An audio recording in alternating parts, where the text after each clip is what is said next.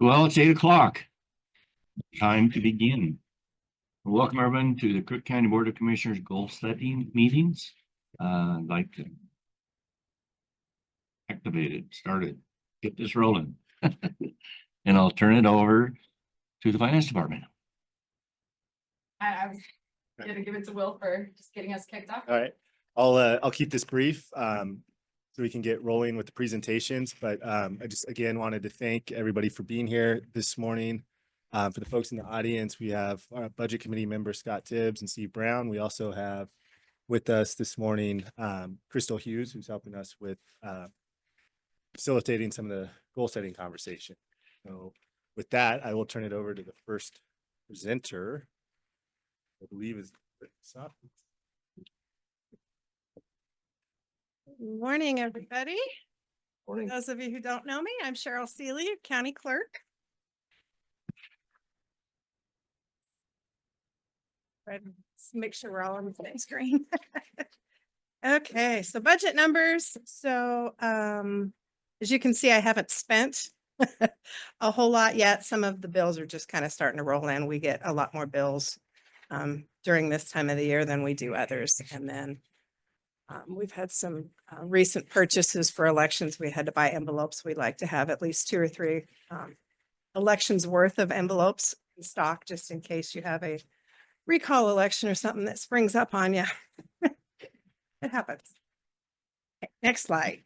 So completed as planned. So this last year we completed our large scanning project.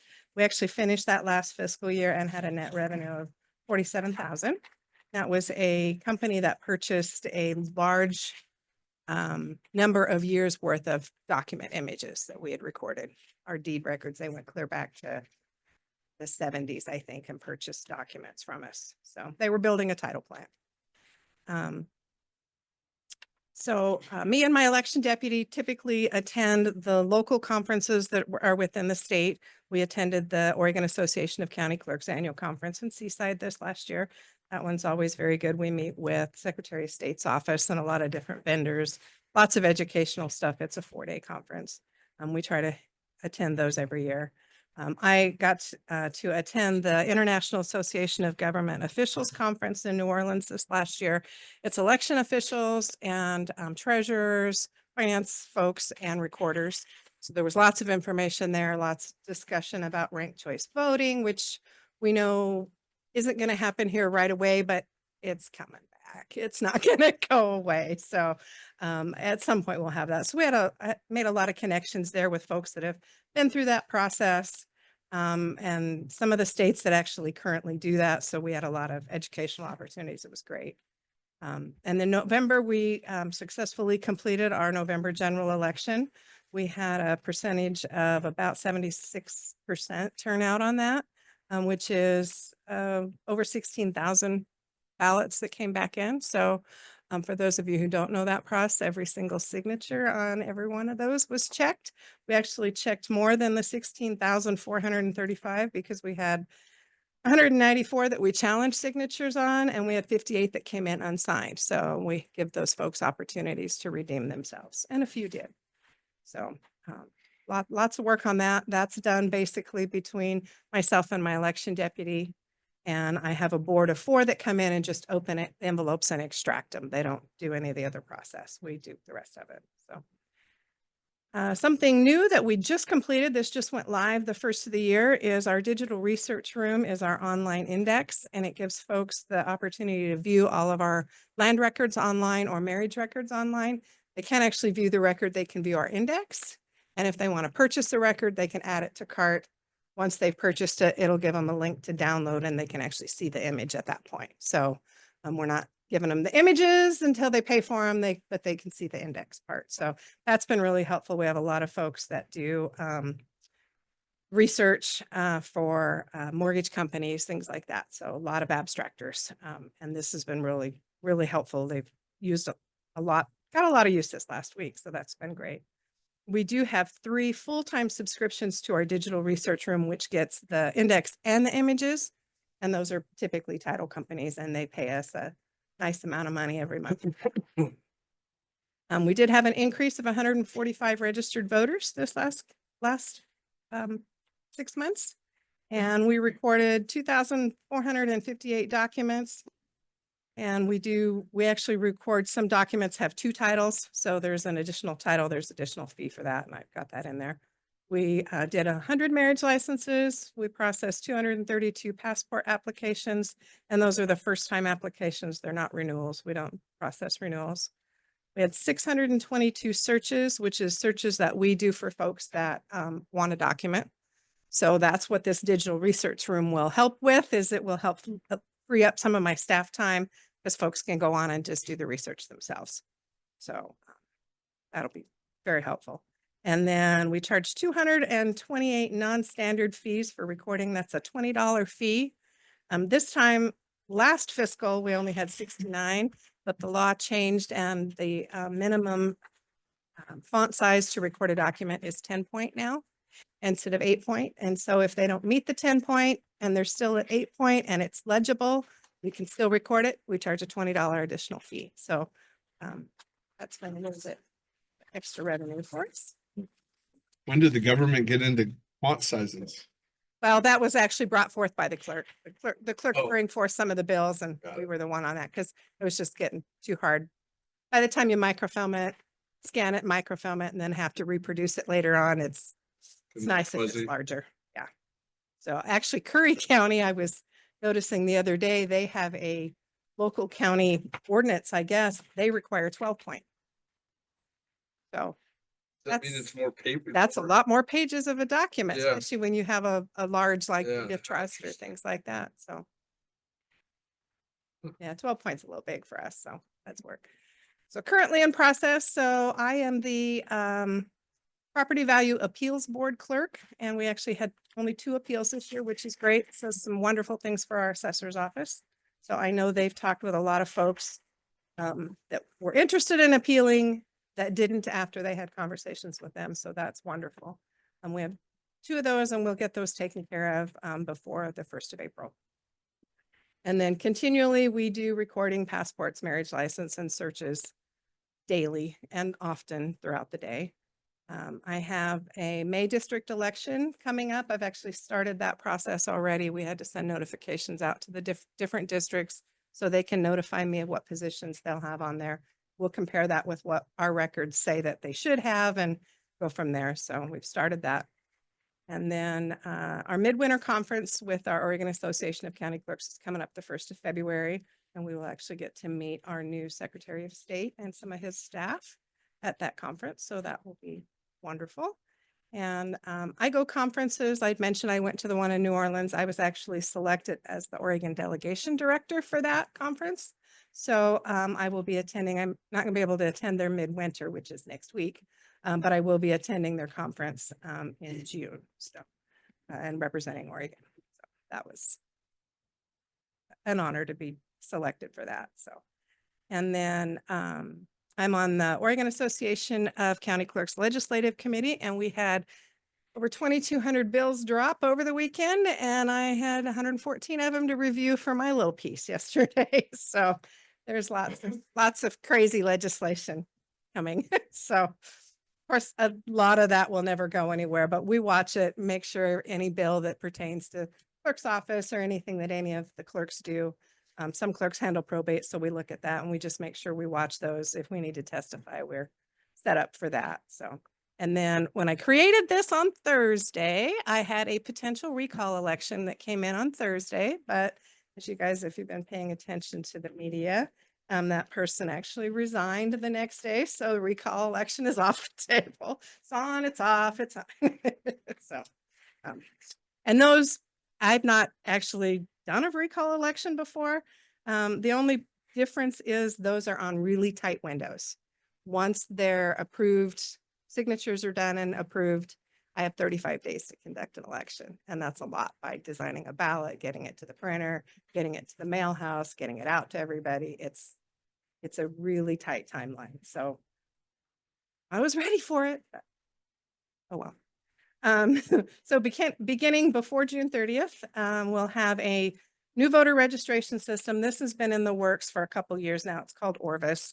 The state's kind of taken the lead on it, but they've partnered with us on it. we'll see more in February at our conference and see where we're at. They were supposed to roll it out last year, then they pushed it back. It's going to roll out in January of this year. Well, it's January and it's not rolling out yet. So we're probably another year out, I'm thinking, before this happens, but we'll find out more in February. So, and as I mentioned before, we have a new Secretary of State and election staff, or election director and staff. The election director that was appointed is a former county clerk, but she's only been a county clerk in Oregon for a short time, couple years. So she's got experience in other vote by mail states. So we'll see how that goes. We do have the ability, and I don't know if I will roll this out or not. Our Helion system has a property records notification system. So a lot of you probably have been hearing a lot about deed fraud. And we get people that come in, not real often, but a couple times a week, asking us about deed fraud or people stealing their property. And this is a preventative system that this vendor that we work with and the clerks have kind of come up with. And it is a notification system that you can sign up for. It will notify you if anything, like if I signed up as Cheryl Seeley, anything that records in my office with my name on it, then I would get an email notification. It doesn't prevent it. It's still after the fact because there's nothing that you can do that we know of that you can prevent that, but at least it gets you a jump on, hey, somebody recorded something with my name on it. What is it? Is it somebody that's tried to sell my property? And, so you can kind of get a jump on the process to undo that. Still a very expensive thing for folks. That's one of the things that IGO is going to be discussing. We also have another national association called PRIA. It's a Property Records Information Association, and they have a conference coming up, and I'm going to listen. I can tune into that via live stream, and they have some more discussions on deed fraud. But we've been trying to come up with, the clerks have looked at like a notary verification system. We actually have a bill that will hit that we'll see how far it goes, that will kind of tighten down the notary requirements, and that you'll have to actually put more information in your notary acknowledgement as to what document it's attached to and some verification numbers. So we're hoping that that will kind of prevent some of the fraudulent notaries, because in order to do a fraudulent deed, you have to have a fraudulent notary, because the seller has to sign that deed. And if that seller doesn't sign that deed, somebody else signs a form, you have to have a notary that. Is has this fraud. is this a national issue or is it more? It's a national issue. We haven't seen How often- anything how here. often? They've had several cases in the Multnomah, Washington area, and it's cost the property owner over $30,000 in court fees to get this cleared up. So this is a big issue, and it's becoming more and more and more of an issue. And a lot of it has to do with properties that are like second homes or vacant homes or whatever. And somebody will notice that it's vacant and nobody's been there for a while. And then these scammers then can get into the records and see who owns it and kind of go through the steps to sell it. So they take ownership and then they sell it? Yeah. Or they pretend that they're the owner and Yeah. can sell it. But yeah, there's, it's becoming more and more of an issue. And we're, the sad part is our office is the kind of the after effect, or I mean, we're the one that records the deed, but when you come in to record a deed, I don't know who is the owner on that. I don't know if that information is correct.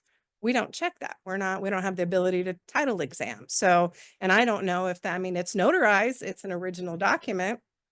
So I don't know who owns property. I don't know if your legal description's right. That's not on us. We have to, look for certain requirements per statute, but that's not to verify that that is a legal document. So yeah, and all my years of title examining and real estate and all that, I'm not sure what the answer to that is. We've tried to come up with other things. I don't know, but we're collectively, as a large group of clerks, and I think the assessor's offices are involved as well, trying to come up with ways to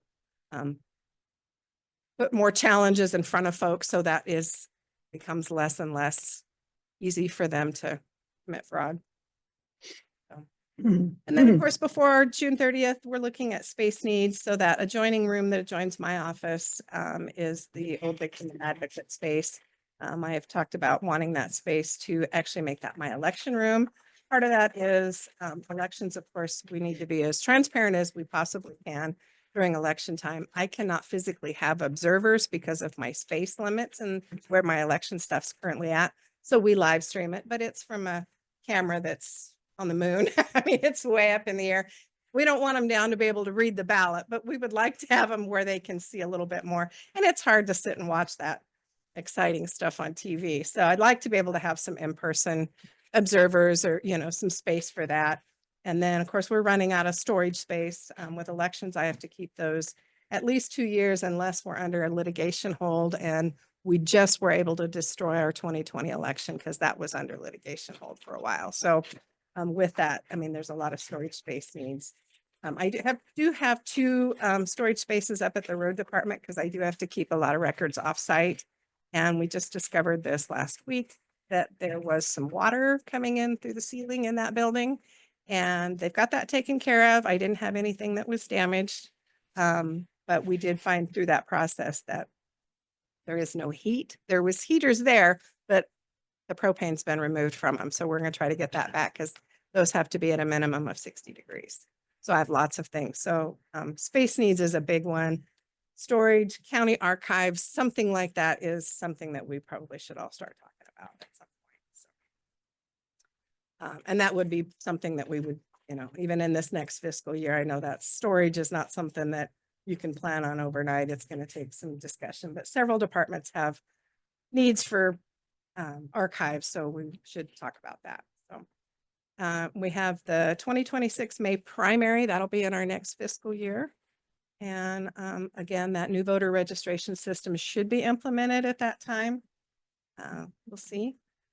And then I have a staff member that will be retiring in my next fiscal year. So I need to do some succession planning for that.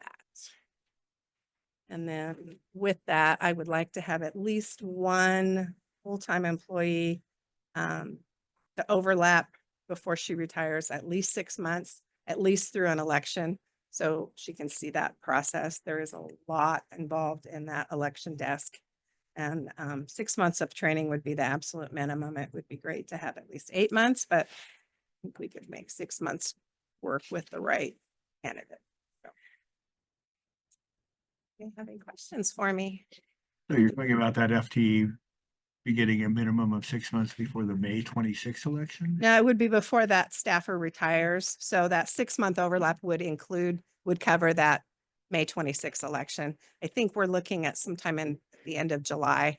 So if I could get them the first part of January, and that's kind of when the election process kind of starts. 1st of February is actually kind of when it really kicks off. So it'd be great to have somebody by February 1st of 26. So more of a comment than a question. The property records notification system is very interesting. And, we discussed yesterday a lot about community outreach and communications. And I think this is a very important aspect of something that needs to be communicated to our community. Right. As an option to potentially enroll in. Right. To help protect our assets. Right. Right, I mean, because it's very scary what's happening in this world with fraud and how assets can be manipulated without your knowledge. Right. Well, and something with this is it'll depend on what the fee is for that. So my digital research room having my index online is that didn't cost us anything.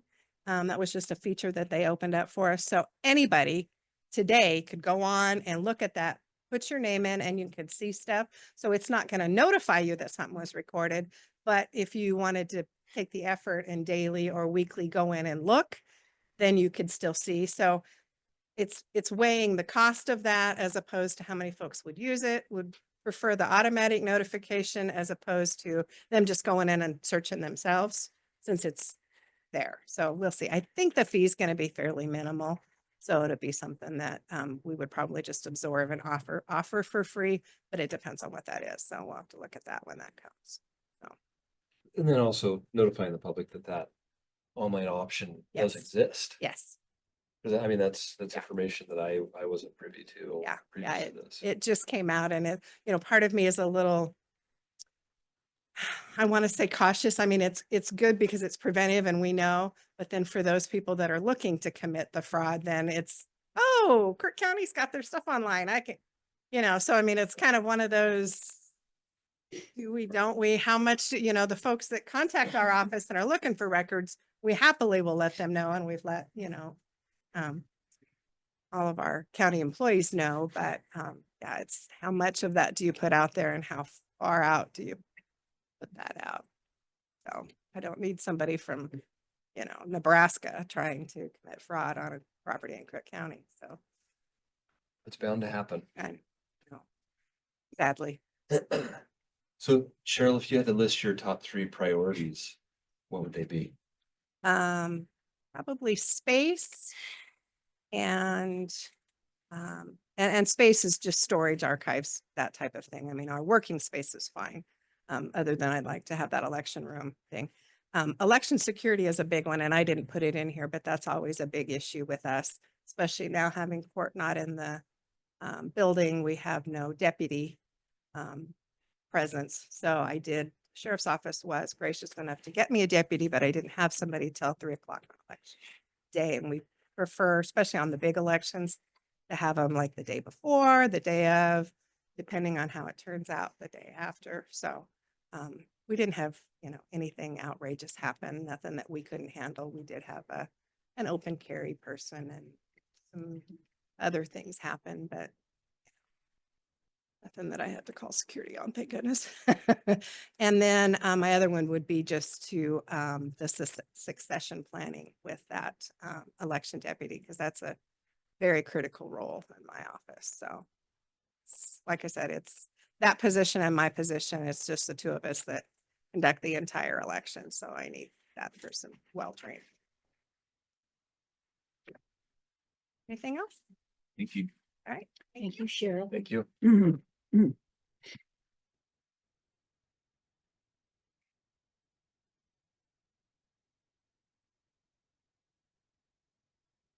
Or We'll fall out of it.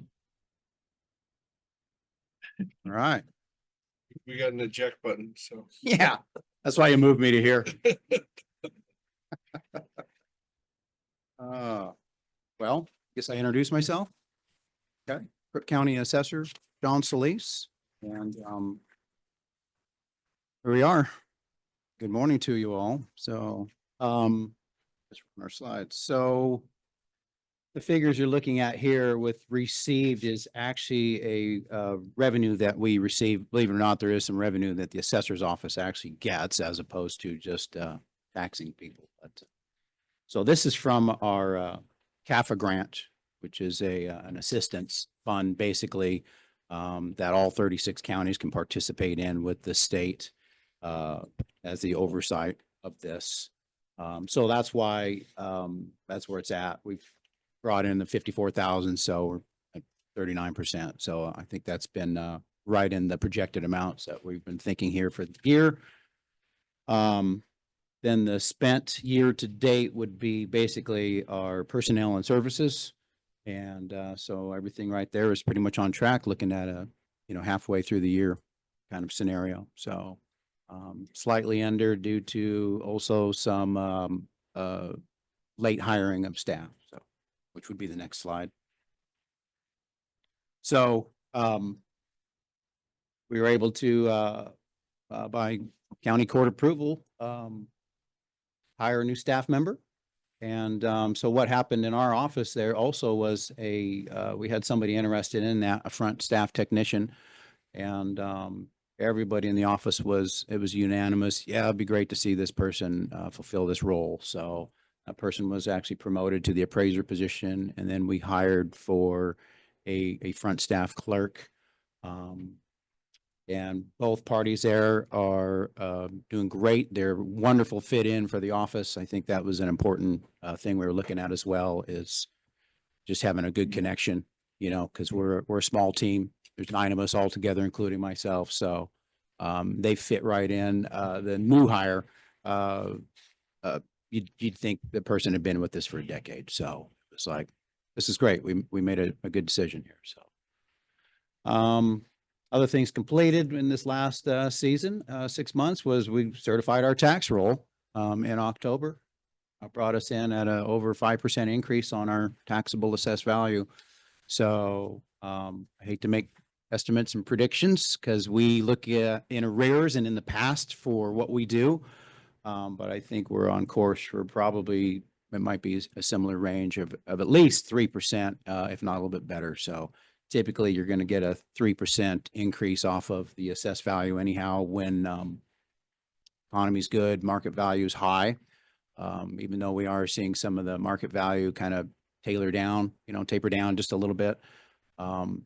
We are still probably in a range of about 98 to 99% of the county is taxed on their tax base, which is actually referred to as their maximum assessed value, which means that the market is above. So when we had some recession years, you know, over a decade ago, that's when market had, obviously, as you know, tanked. We had 70% of the county at that point being taxed off their market. So their tax base at maximum assessed value was up here, and market had gone below that. So that's when you have less revenue coming in. So basically, you're also looking at any new construction is where you're going to pick up with an increase in assessed value. So, but right now we got market high. So we're all subjected to the Measure 53% increase on our maximum assessed value. And then also our counties, it's booming. So we have a lot of new construction going on, and, you know, you tack that on also on top of the 3%. And that's what's getting us in that 5% range.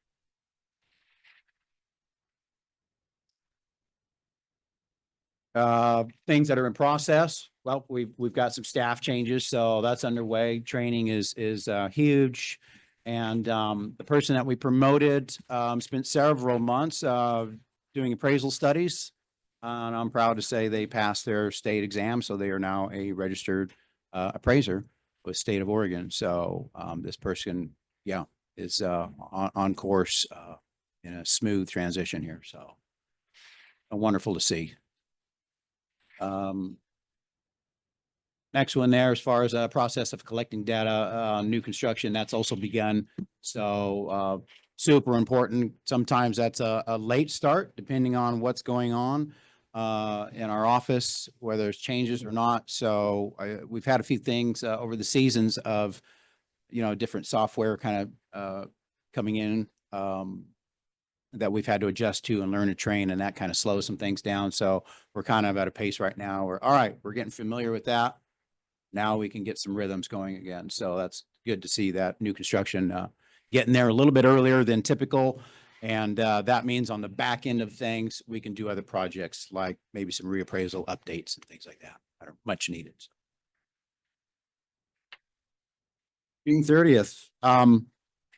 So this was the things that will be accomplished before the end of our fiscal year. And obviously I've started to piece the budget together for the next fiscal season, and we're in discussions with that with our finance folks here.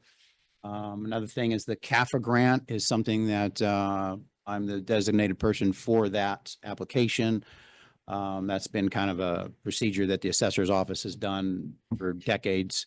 And that all starts here real soon in the next month and a half range. So I'll be working on that. That takes roughly 30 to 60 days at least, and also the involvement from 4 other departments and getting financial information from them. It's basically CAFA grant is going to give a percentage of revenue to not just our office and the assessors group, but also to any other department that's involved with assessment and taxation. So it would be your IT department, your GIS department, the finance department, and our clerk that spoke earlier. So there. Plans for the next fiscal year.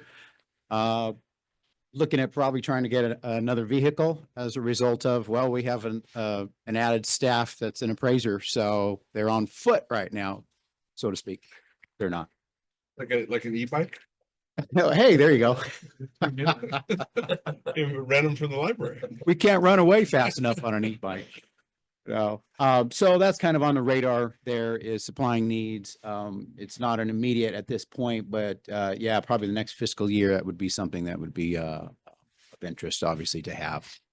So, and that last one there, changes, curious on any changes, like if our office is going to be relocated. I was listening yesterday to the meeting, and I think we'll discuss some of that. So, look, you know, we know that's a process and it takes some time. So at the time when I wrote this up, we hadn't heard in a while. You know, we just went through the transition with the Justice Center, and we also understand things take a lot of time, and then there's finances behind it. So, but I had my staff wondering what's going on. So, and we also have a few water leaks in the building as well, and a few things that are starting to need some more attention. So the timing will be good when it all happens and comes together.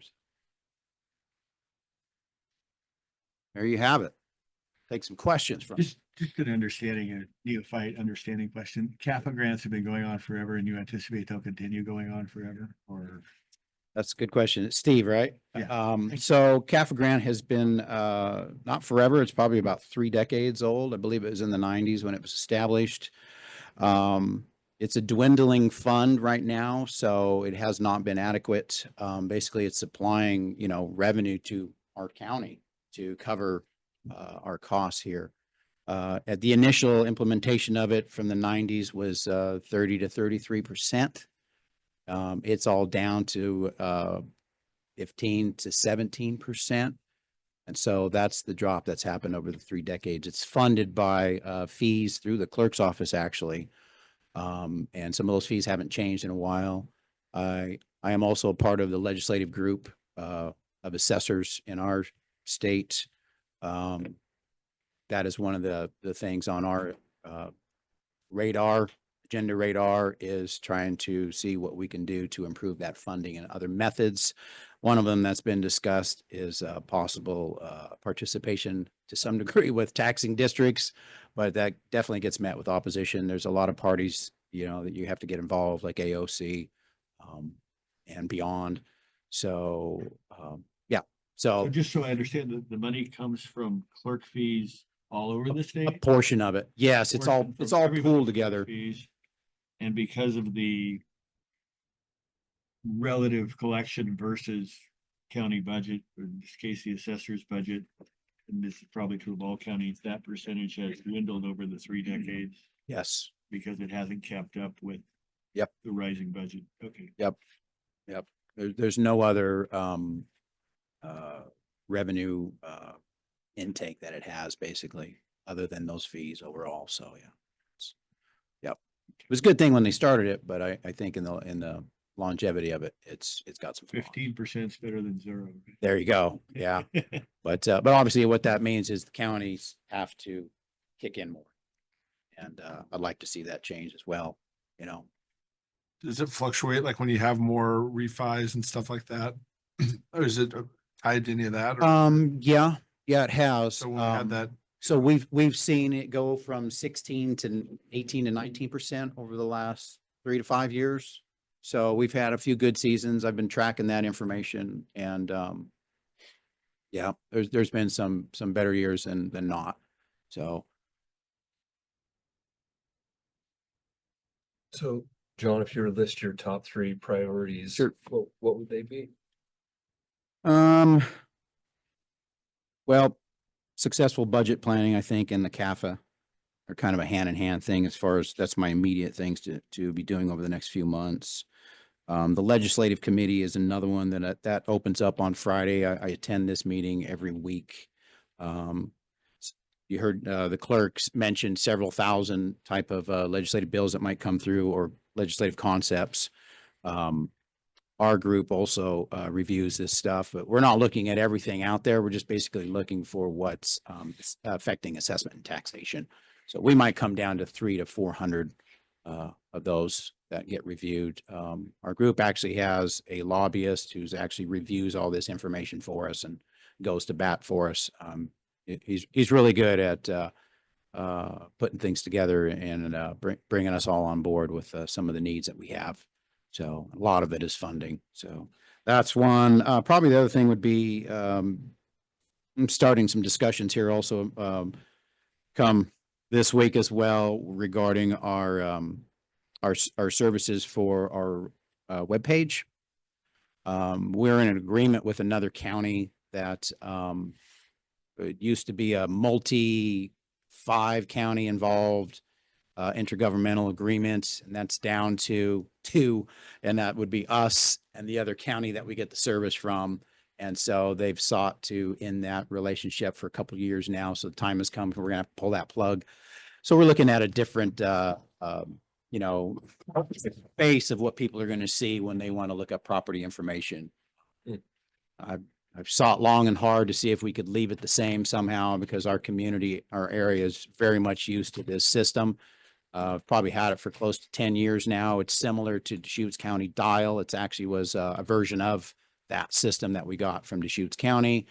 But I've even discussed this with some of the people in Deschutes, and they're not able to bring anybody else on board for whatever reasons I didn't get into. But so we're looking at doing something that's a part of the software vendor that we have already. The clerk has the same vendor. It's a group called Helion out of Oregon. They do a great job. And but again, it's just another change, and we are in a time of changes, and I'm trying to minimize that if I can for our community and our office. Do you anticipate that to be a budget line item for your next fiscal year? Actually not. So we'll actually save a little bit. We're paying a minimal amount of 10,000 for the service currently with the other county that provides this service. It is already a part of our contract and service with the software company, the vendor that we have right now. We just haven't utilized it. Oh, okay. So yep, it's out there. So it's a little more stripped down basic version. But thank goodness, year and a half, 2 years ago, they actually updated it, and it looks pretty darn good, I think. So if I were to go back 4 or 5 years ago when we first converted with this software company, this product was much more minimal and not too attractive. So I'm glad they have picked up the ball and changed it. So because there are counties using it statewide. Our other adjacent county, Jefferson County, also, that's a software that they use. So if you're doing a property search in Jefferson County, this is what you'll see. So Going back to item number 2, the legislative committee reviews, you said that you, in conjunction with other counties, have a my brain is dead. You said advocate, but you meant yep, a lobbyist, lobbyist. advocate. Yep. Does this county contribute to a multi-county fund to pay that guy? A small amount, yes. Basically, it's covered in our dues that go to the Assessors Association. It's Okay, SACA. We've actually just combined with the clerks, but yeah, there is a small amount that goes. same as every other county, depending Yep. upon revenue. Yes. Yeah. I believe our annual for the organization is $1,200, and it comes out of that. So it's a few $100, last I recall. Yep. So very minimal. I think we get more work out of this person than we pay for. So that's all I had. Unless there's more questions. You, John. Okay. Thanks, John. Thanks so much. Yeah. John. Great morning.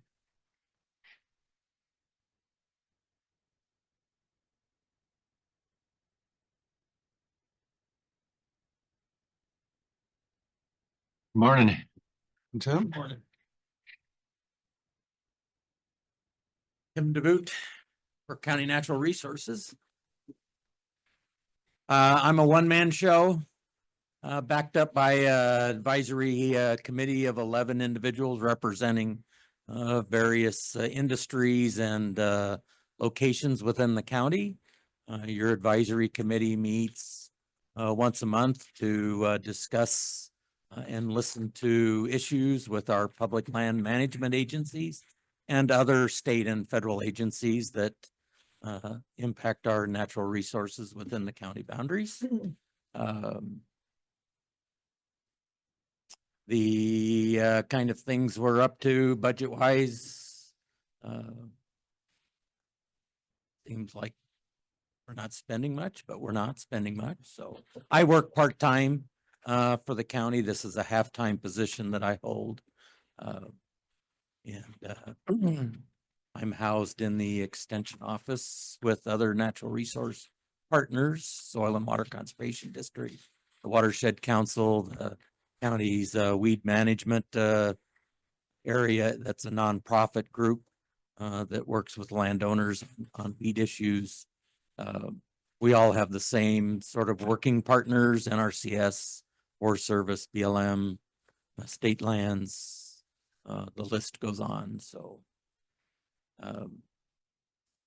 things that we have dealt with in the last 6 months. Of course, the wildfire impacts on the east end of the county were large. We continue to stay connected to both Forest Service and BLM. Not so much during the firefighting activity, but now in post-fire conversations.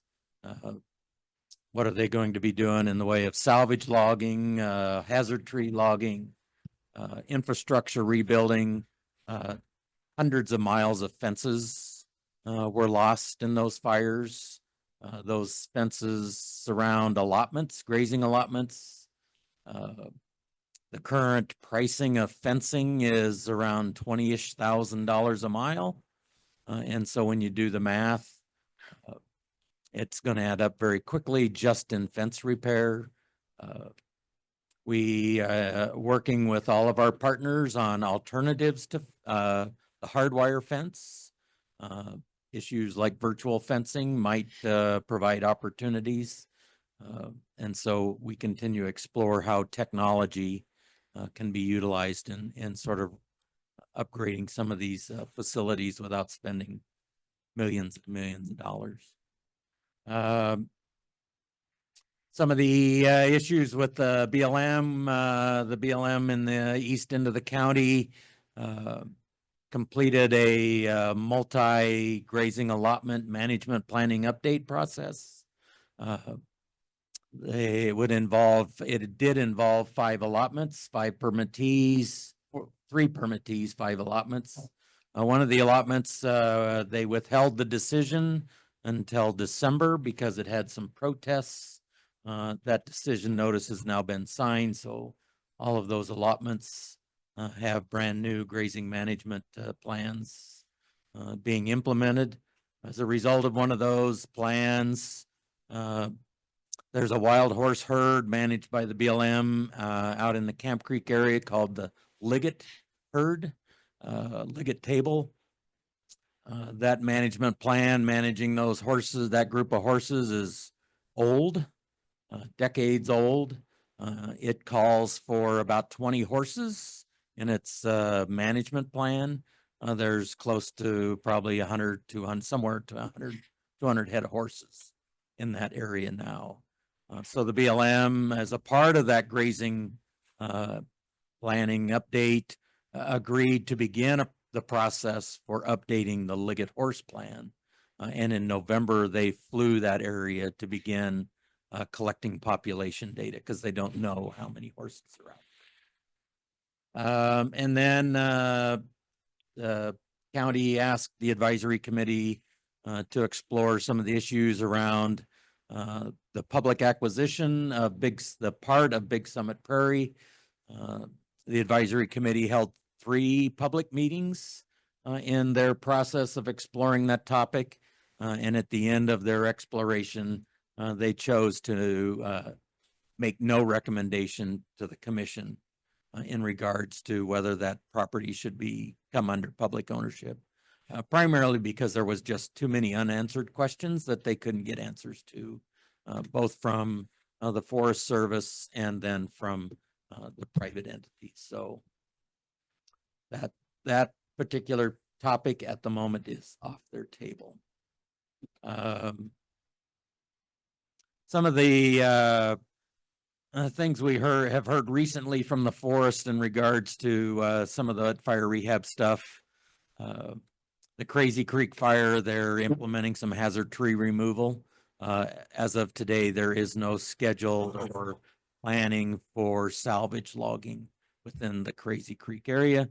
the Jackson Watershed Fuel Break, which was originally scoped out prior to the Crazy Creek fire starting. This area is in the northwest part of that Crazy Creek burn. They last week issued a new scoping process for the Jackson Watershed Fuel Break. The Wiley Flat Fire will have some salvage that we were told probably approaching 200 acres initially. NEPA has to be done this spring before any salvage logging can begin. The Rail Ridge Fire, they were still doing some impacts, planning, and they got snowed out. So the good and the bad of that is that we have snow in the Ochicos. The bad stuff is the Forest Service is required. They have a timeline to get these fire impact plans out, and being snowed out affects that timeline. So we'll see where that goes. Other sort of natural resource things we keep track of is the Ochoco Irrigation District's infrastructure updates. And if you haven't heard, they recently were awarded $8 more million from the feds. Hopefully they'll be able to use that in a couple of years to continue their infrastructure upgrades. 2 years ago, I worked with this Oregon Leagues of Cities and the Central Oregon Cities Association to acquire a large sum of money from the state legislature for the purpose of watershed restoration on rangelands, i.e. juniper cutting. Crook County, as a part of that bill, when it got done, received $800,000. That project is going to be focused on the south slopes of Hampton Butte, the upper watershed of Camp Creek. That same group of legislators and lobbyists informed us last week that they are going to go to the legislature again for another round of funding. That bill has been drafted. It has a bill number. I can't tell you that at the moment, but if that bill passes as it was presented last week, it would provide Crook County with another $900,000 for the purpose of juniper removal under the guise of restoring the function of our watersheds and encouraging more infiltration of our precipitation into our groundwater systems, healthy streams, and hopefully water for all of us to enjoy.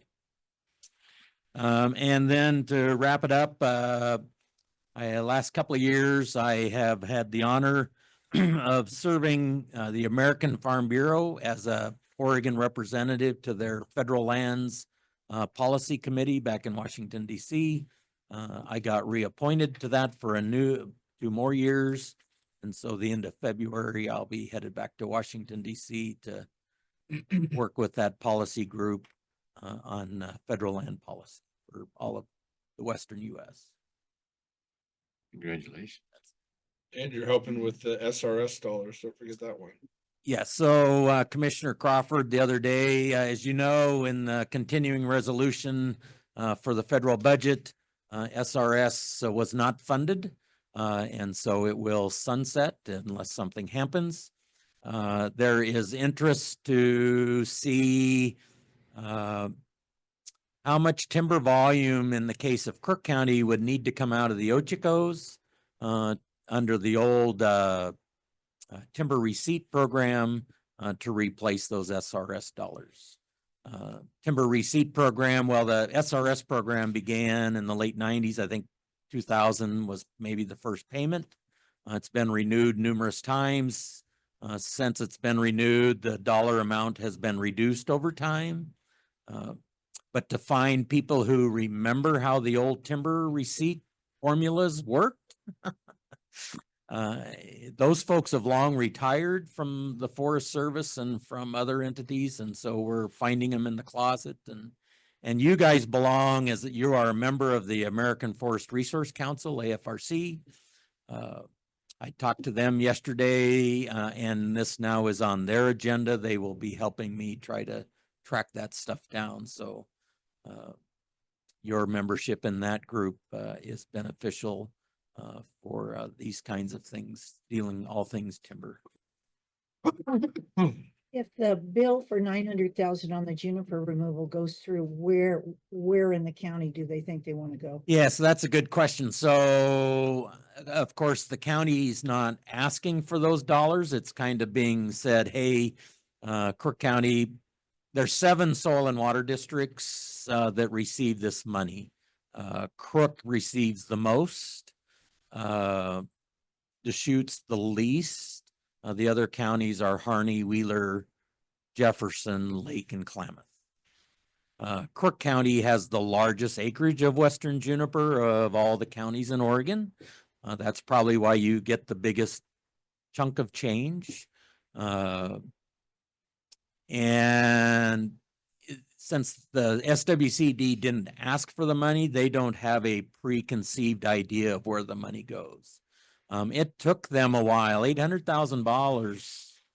It takes a while to find a chunk of ground. That's going to be, well, they've matched that with other dollars. They'll be treating over 4,000 acres in that upper Camp Creek area with that $800,000. State Division of State Lands, BLM, all are going, and then a ranch out there, private property, all are putting money into that pot to do juniper removal in that project. So they'll begin, if that bill looks like it will pass, then they will begin the process of identifying where. So they don't know.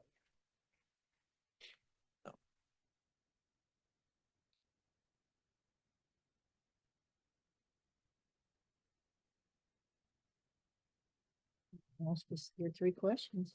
Are we there? We are. For a part-time job, you got a lot going on, Mr. DeBoot. My wife wonders when I'm going to retire. Maybe that's one of his priorities. Except you told me I should get on another committee last night, and I looked at her like, really? So Tim, if you were to list your top 3 priorities, what would they be? Sure. So my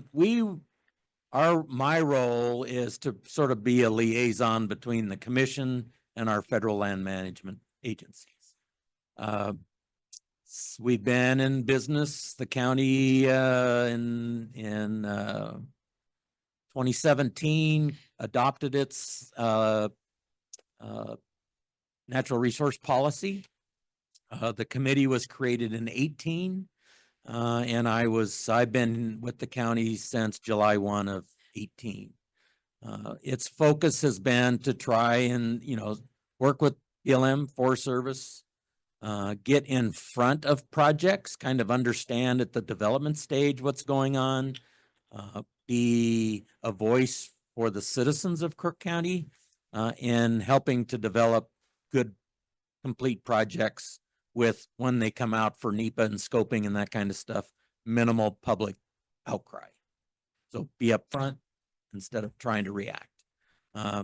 It's difficult to get those agencies to talk about projects that are still in the early development stages that aren't officially NEPA projects yet. And so that's the first one, is just continue to work with them to help them do a better job of thinking out loud. The second one would be just more citizen involvement. We hold our meetings monthly. They're open to the public. It is a forum of which the public can come and listen, see what's going on. And so hopefully more participation by the public. And then the third one is because of the advisory committee's work, that the commission is able to make more informed decisions as they interact officially with those federal agencies on projects that are occurring within the county. All processed.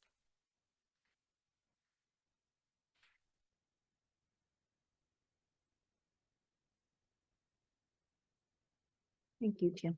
Thanks, Tim. Tim. Retirement wasn't one of his priorities, so I think he's not doing that.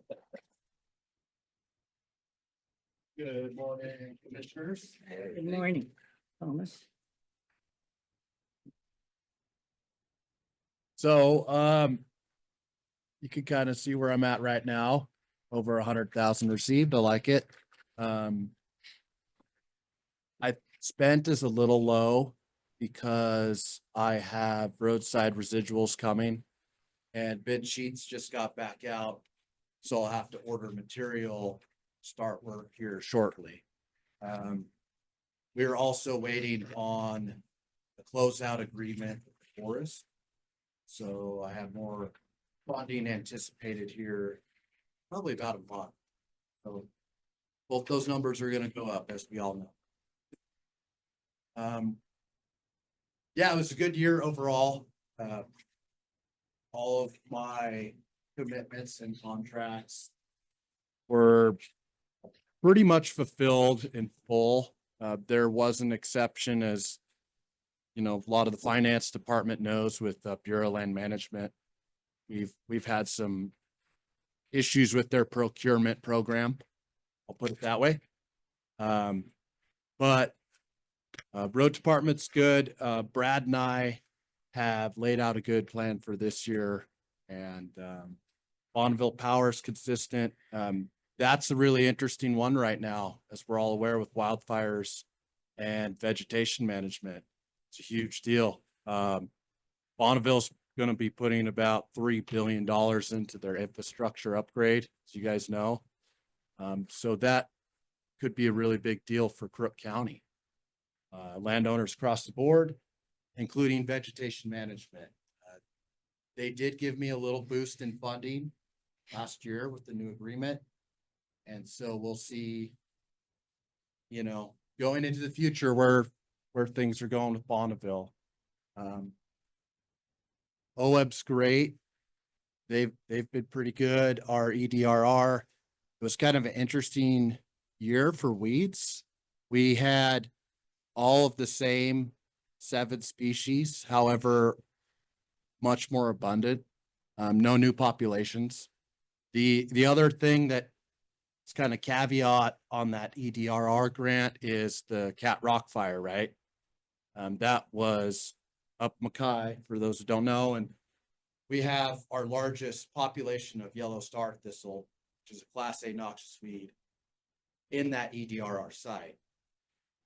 So that going forward might pull more resources than I would like to see it. But that's kind of a containment issue at this point. We don't know. A lot of questions there. Title III, a lot of work done up Juniper Canyon this year, specifically spotted knapweed and Scotch thistle. There's a lot of logistical stuff going on there, as you guys know, Juniper Canyon. So it's nice to be able to get a lot of good work there. Thank you for the Title III dollars. You know, Mackay started Mackay this year. That's a fuels reduction project, and specifically along private lands in that corridor. Bureau of Land Management, pretty standard operation, right? Like throw a dart at the dartboard and you can find some BLM to spray. But Forest Service, we had an interesting year, right? With the fires again. I feel like I'm beating a dead horse with that one, but that's where we're at. We did get a lot of good work on the grasslands done. I'm using a new product. You know, Tim's pretty aware, but we have a annual grass residual now that will stay from 3 to 5 years. Now, 5 years, you're being pretty optimistic, but if you can go out and do an application one time instead of every other year, I mean, you know, with the cost of labor and fuel and equipment, and the forest has just allowed us to use this new product on all 3 forests, the Ochiko, Deschutes, and the Crooked River National Grasslands. So going forward into the future, I think I'm going to be more efficient. Federal government's going to be more efficient. So it's kind of an exciting time right now for annual grasses and specifically reducing wildfire. Can I ask you a question on yellow star thistle? Does it spread by taproot like the purple one, or no? Or is it a seed thing? It's generally seed bank.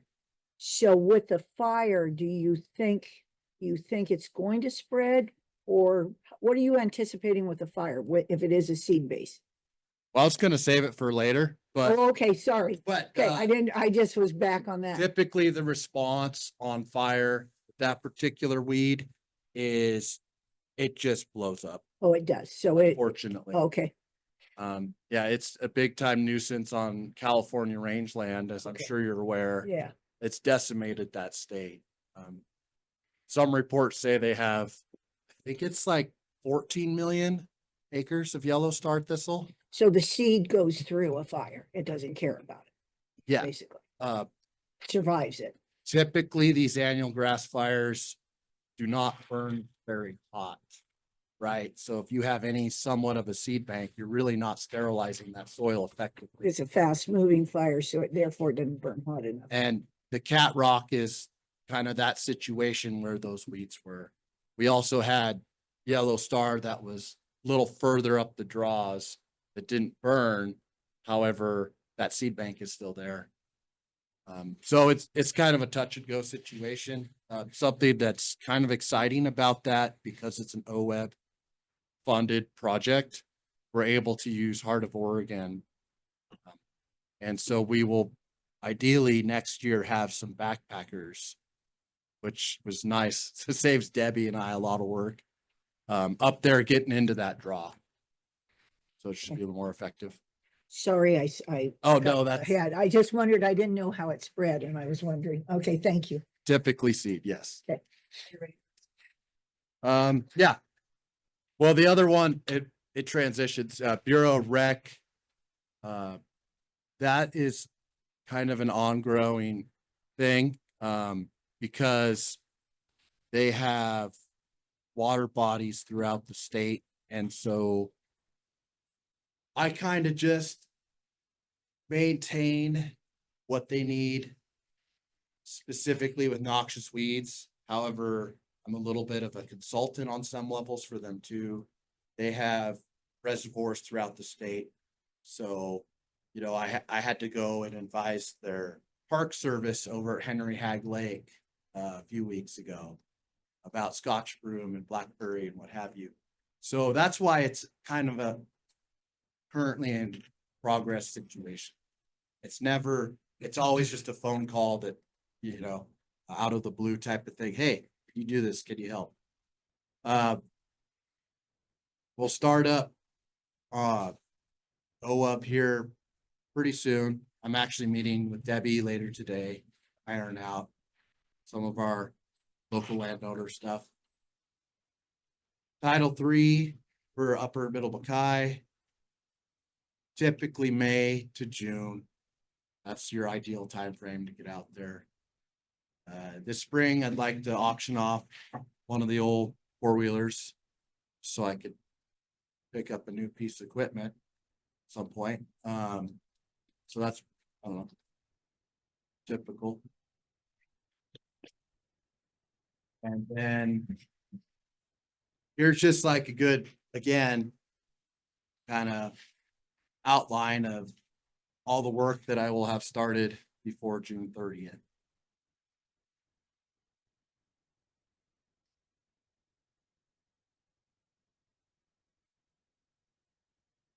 So Cat Rock, Wiley, Rail Ridge, Crazy Creek.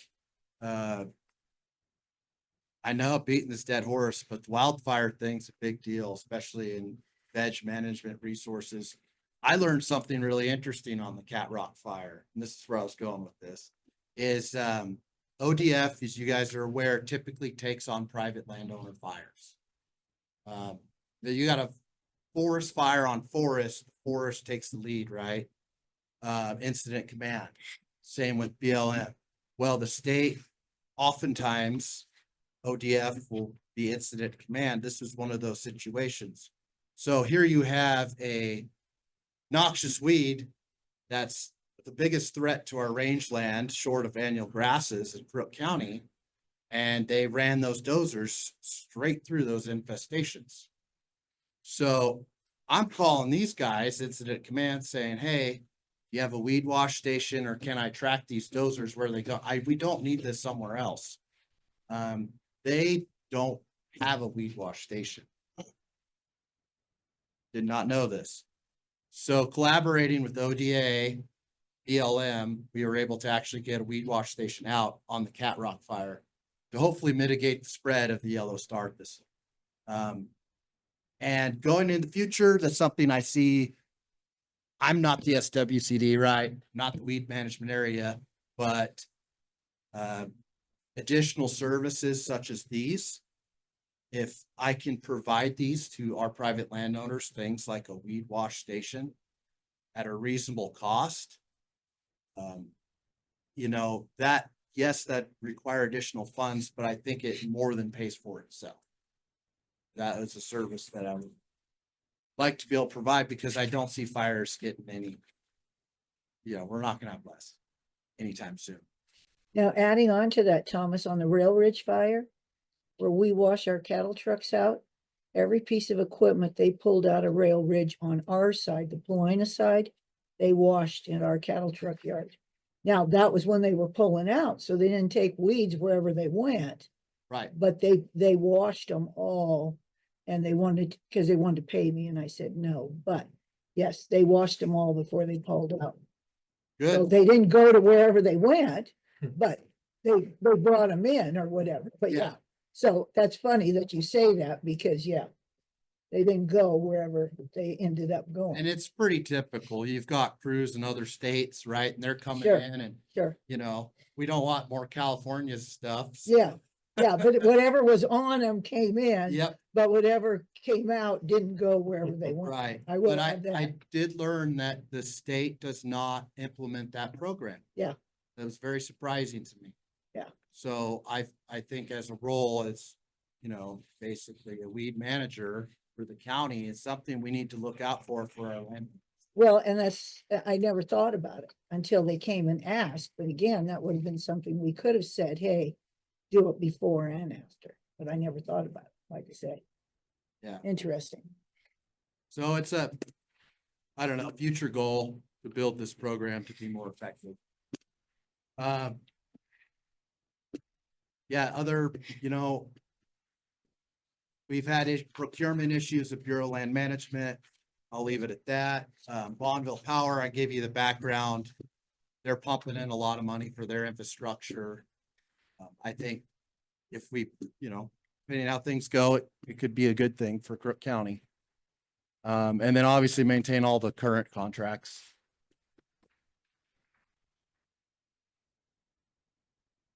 And then challenges, yeah, you know, the typical being an enterprise program challenges, right? Like it's funding can be predicted, but it can't be reliable forever. So the forest, things are looking okay for the next couple years. But as you guys know, different administrations, different priorities. BLM has no extra funds. So right now, that's a contract I'm pretty concerned about. OM, you know, they do say this every biennium. We're not gonna have money for anybody, and then it usually turns out okay. They're not a big portion of my program, but it is useful. Same with Title III. I mean, I love our Title III dollars. They're so effective for Crook County, but you know, you can't build a program off Title III. You can't rely on that. And that's basically all that last bullet point is. It just says there's no local funding source that I can necessarily rely on and perpetually to sustain the program. So we're 100% reliant upon these federal and state partners to be effective. What percentage is the BLM of the budget? Pretty minimal. It depends on the year, but about 10-15%. One thing about BLM agreements are they tend to start pretty small and they throw modifications at you. So let's say they'll have a project, an annual grass project or something. So you're kind of piggybacking this original agreement with all these other smaller modifications. You know, and that's kind of what keeps the money flowing in, right, every year. How much BLM burnt this year, you think, on a percentage? It was mostly forestry, wasn't it? It was a majority forest. Yeah, there wasn't much BLM that burnt. Can you elaborate? I mean, you, obviously BLM is, you brought it up at the beginning, you brought it up in the middle, and you brought it up at the end. And then you said it's like 10 or 15%, but at the beginning you talked about, you know, commitments and contracts worked out great except for BLM. I didn't quite understand what you were referencing there. Well, basically, they have a concessionaire that they use for their payments processing. It's not an in-house operation. And because of this issue with their concessionaire not talking to the agency, I'm not able to procure a new agreement or add funds to the old agreement. So we're in this kind of weird vortex right now. So it all has to go through the concessionaire. Correct. The concessionaire isn't talking with BLM. Yeah, and they're getting a new concessionaire Okay. while all this transition happened. Okay. So that's all that was. What would you say your percentage of work is outside the Crook County district? For across all collaborators and contracts, In general, yes. still less than 50%. I would say about 30%.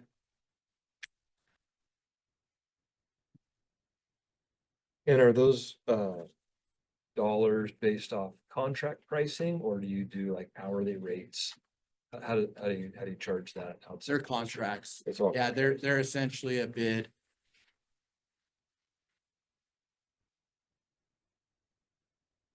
So, Thomas, if you were to list your top 3 priorities, what would they be? Well, securing reliable funds would be number 1 for my program, right? Just to be effective. I mean, that's, of course, you can be fiscally solvent.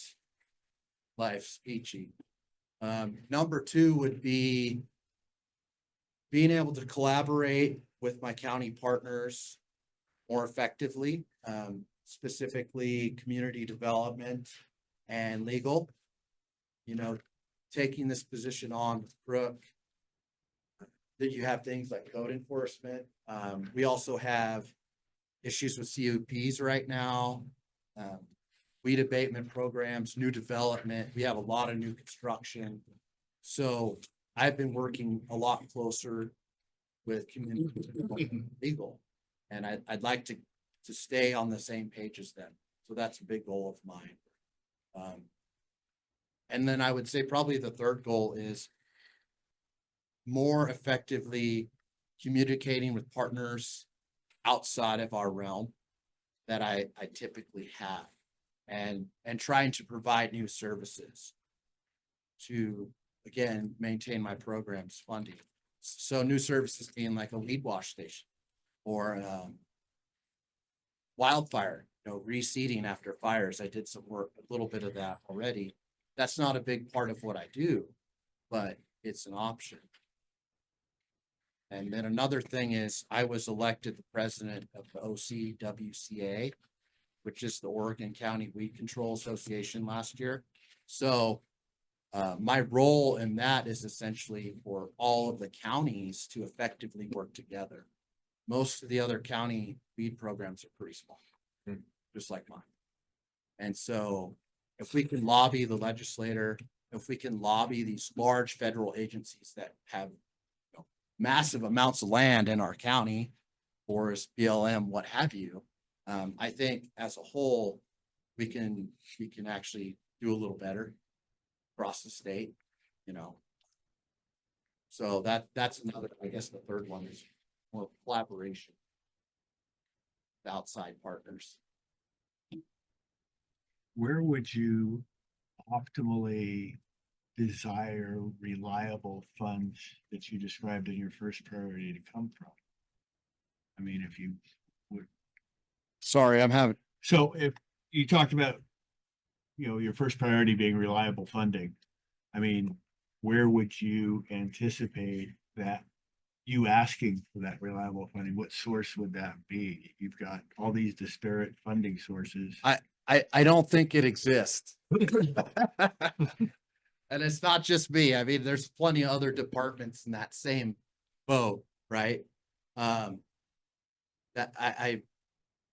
that's just kind of my goal, right? I mean, it's kind of that never ending chasing your tail.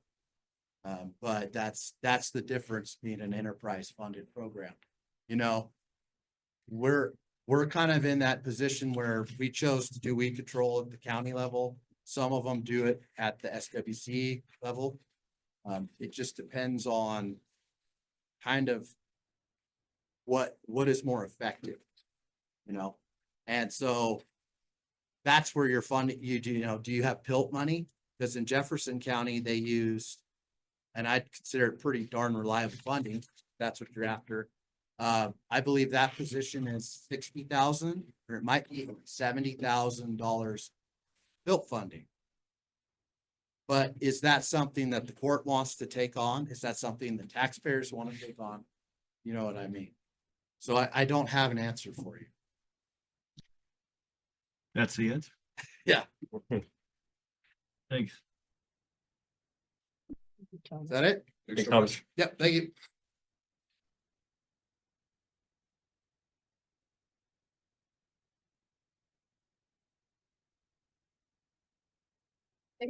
Just stretch it.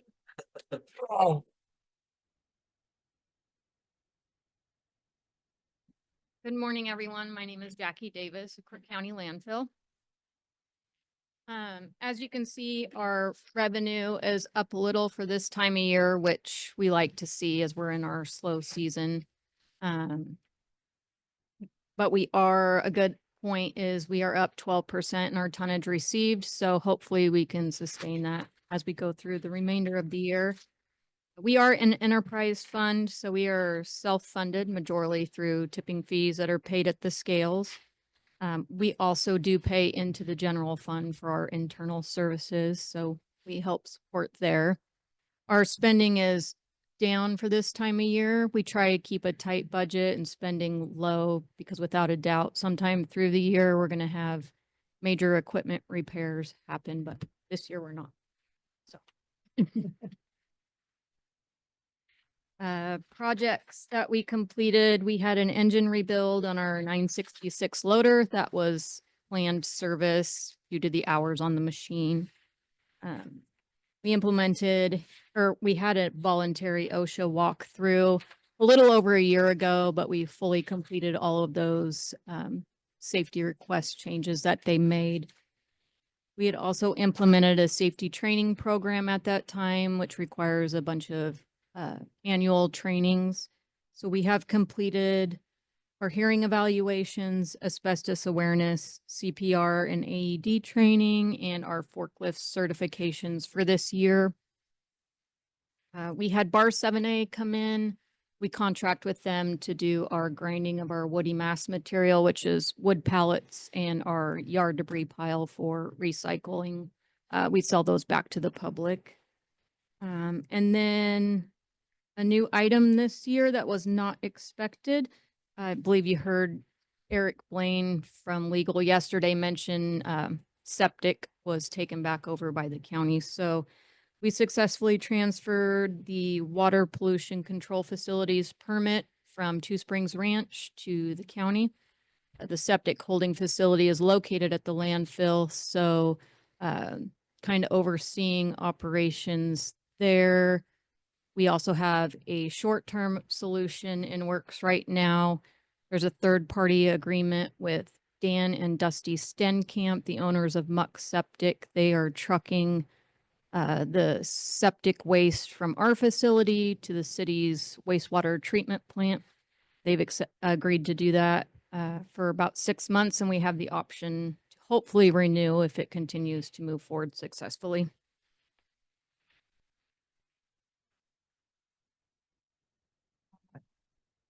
Currently in process, the landfill is required to control vector activity due to our close proximity to the airport and also for environmental health reasons. We work with a USDA employee, along with the pretty robust hazing activities that we do. We have bird cannons, bird guards that are also known as squawk boxes that do predator calls. We cover our material at the end of the day, but there is the potential need for lethal kills, so that permit allows us to do that. So we're in the works of renewing that currently. You'll see the MRC program implementation. That is no longer something we're pursuing at the moment. That was the mattress recycling new regulation that the state of Oregon implemented to go into effect January 1st. The landfill was looking at becoming a site to accept those mattresses. Eric Blaine and legal reviewed that agreement and the Oregon administrative rules and decided that that wasn't the best idea for the county. So at the moment, we are no longer pursuing being a site to accept those for recycling. So I've reached out to Republic Services to see if that will be something that they will be doing. As a county with a population over 10,000, we are required to have a site somewhere in the county to accept those. But they can also hold satellite events until they designate a site.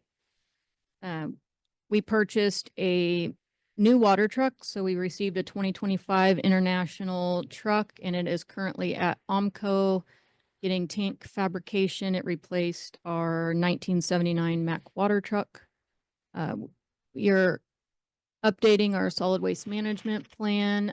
They will be here. JRMA Associates will be here tomorrow for the work session to present the first draft of that plan. And then the septic treatment plant, obviously we have the short-term solution, we need to work on a long-term solution. So whether that's an RFP to the public to see if somebody can come up with a long-term resolution, or if the county researches grant opportunities or different means of disposal, that's something we need to research and work on. Beginning before June 30th, the landfill has to be fully secure, so we have fence down on the west perimeter of the landfill along Westwood. So we are going to work on completing that fence. That'll carry over into next fiscal year. We have a couple events coming up. Our household hazardous waste event in April, free appliance day and free yard debris day. And then we will begin preparations for implementation of the RMA, which is also known as the Plastic Pollution and Recycling Modernization Act. That law was adopted in 2022, needs to go into effect by July 1st of this year. It standardizes recycling across the state of Oregon. So if you can recycle something in Portland, you have to be able to recycle it here, or Burns. You have to have the same options across the state. So working on implementing that. Plans for next year. We currently have a backup power solution for our scale house and scales, but we do not have an option to run our office at the same time. So we need to upgrade that or add to that. We have some asphalt rebuilt around our scales and our transfer bins that needs to be done. Need to purchase some more drop boxes. This has the potential to be reimbursed by the RMA. When the RMA started, it was stated that you would receive funds before the program implementation. As that goes along, now it is that you will be reimbursed by 2027. So hopefully by the time that rolls around, we will get money back for that. The forklift was planned for the MRC, which was a mattress recycling program. So we might not need that now. If we do, though, we could also use that for recycling, which could be reimbursed through RMA funds as well. Need to look at a new sweeper. Ours is currently a 1977 Ingram Power Broom, which, as I left this morning, was broke down in the middle of the road. So need to work on getting that replaced. Potential RFP for our gas system. Quarterly, we are required to do surface emissions monitoring testing to see what our methane levels are. At any point, if we fail that test, we can retest within 30 days. If we fail that again, then we are thrown into required gas collection systems. So at any point, if we fail, we have to implement a plan within 1 year, and then we have another year after that to get the gas collection in place and running.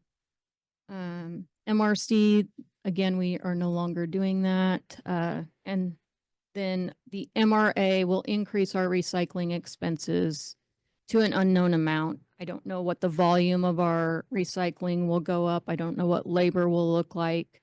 I'm hoping we will be able to utilize Republic Services Baylor in Prineville to just truck our material to them and have them bail.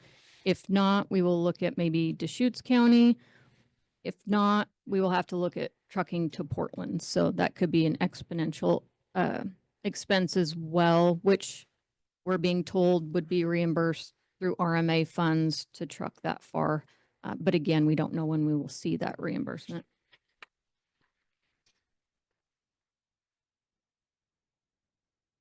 Challenges for core services. As the state keeps implementing programs that are non-funded, it of course puts a burden on our budget. Most of the time, these are unplanned and unknown, and they pop up without any warnings. So we're always up against that. So we had the mattress recycling, we have the RMA, the methane gas. Coming down the pipeline will be carpet recycling. California just began carpet recycling. Oregon likes to follow California and Washington, so plan on that being next. And then right after that is clothing and textile recycling. That was the latest. California just signed on to be the 16th state for that program, so see that coming down the works. So as those programs are implemented, that puts a burden on the landfill.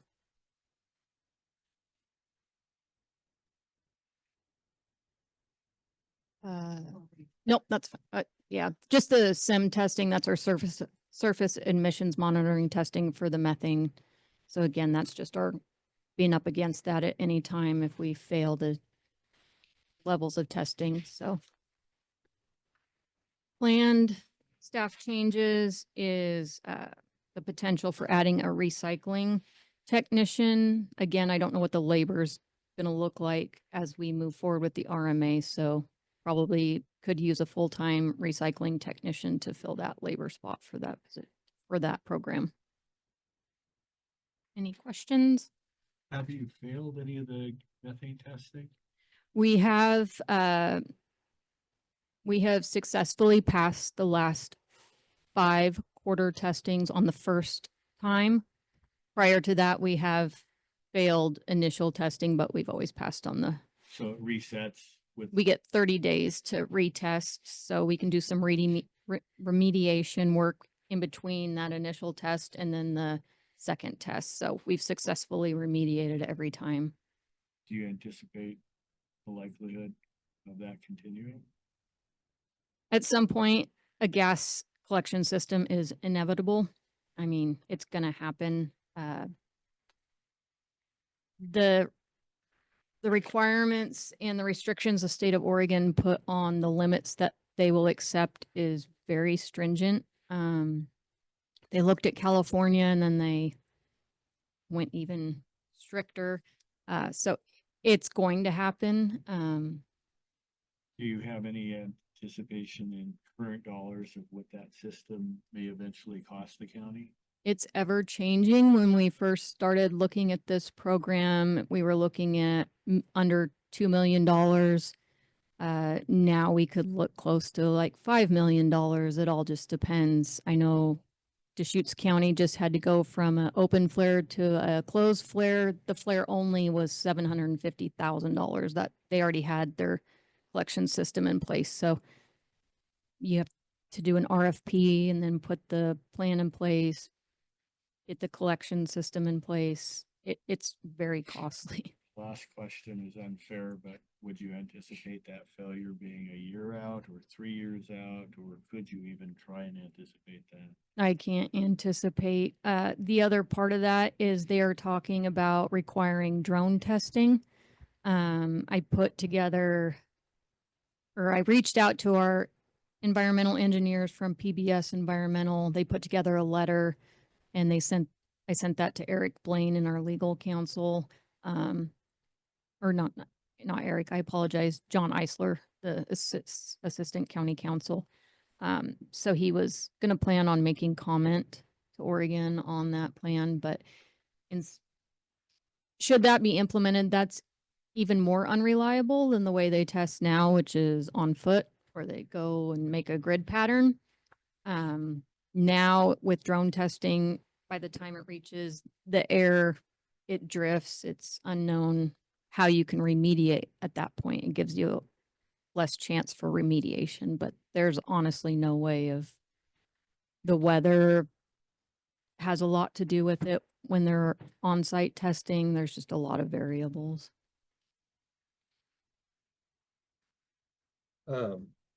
Question regarding your solid waste. I realize we're making a shift in how we manage our waste program. Are there any concerns with that transfer of the waste into our city facilities versus trucking it out to, was it Two Springs, or whatever it was out there in Powell Butte? Do we have capacity concerns at the city? No, there's no capacity concerns at the city currently. I do know that one of their concerns was they didn't know how this was going to impact operations. So they wanted to take a look at that before they committed to a long-term solution. Also, when they upgraded their treatment facility, that allowed for growth for city businesses and residences. And so they were kind of iffy on if they wanted to use that to take in county septic waste or reserve that for future growth. Gotcha. Okay. So if you had to list your top 3 priorities, what would they be? Right off the bat is just successful implementation of the RMA, the Recycling Modernization Act, since that's coming up shortly. We also need to look at reviewing the plan for cell 5, which is our new disposal cell. In 2027, we're probably going to have to put out the RFP to complete that cell. It is excavated, but it is not lined. And so we need to take a look at that plan and make sure it still works for us and check the numbers on that. And then also with the change in solid waste management and bringing on septic, we might need to look at kind of the staffing situation of the landfill, as landfills aren't just traditional, take your garbage and put it in a hole anymore. Several solid waste facilities and landfills are implementing different jobs where you have somebody designated to these programs so they can make sure you're in compliance. That might be something we need to look at as we bring on more and more and more projects and recycling and now adding septic to it. We might need to look at doing something similar at the landfill in order to make sure we're in compliance with all these projects. Jackie, I want to tell you, you do an amazing job. You have a lot of fingers in a lot of things and you do an amazing job. Thank you. Great. Thank you for everything. Thank Thanks, you. Jackie.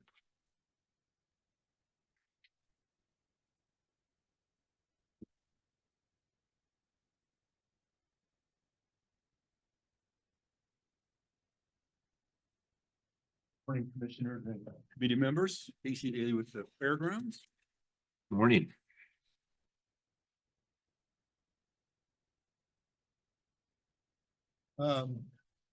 Year-to-date budget. Historically, we have received our lottery money in December, and I'm glad to report that it showed up yesterday. So that was a good thing. We continue to try to curb our spending. With aging facilities, sometimes it is a challenge to do that.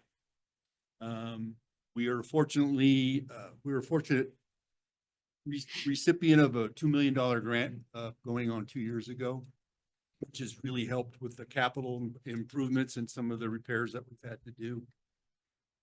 Completed, we've done a brand new jockey room, purchased a manure spreader that allows us to spread our manure waste, on the grounds instead of it getting trucked away. So it's saved a lot of money there. We purchased 40 livestock pens, and that will continue to service our 4-H FFA and open class fair entries. We've recycled the wooden picnic tables and now are using composite material. Lasts much longer, easier on the move.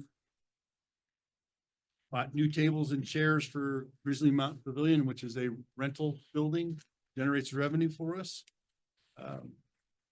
We have just recently paved over with gravel west of Cary Foster Hall to accommodate additional parking.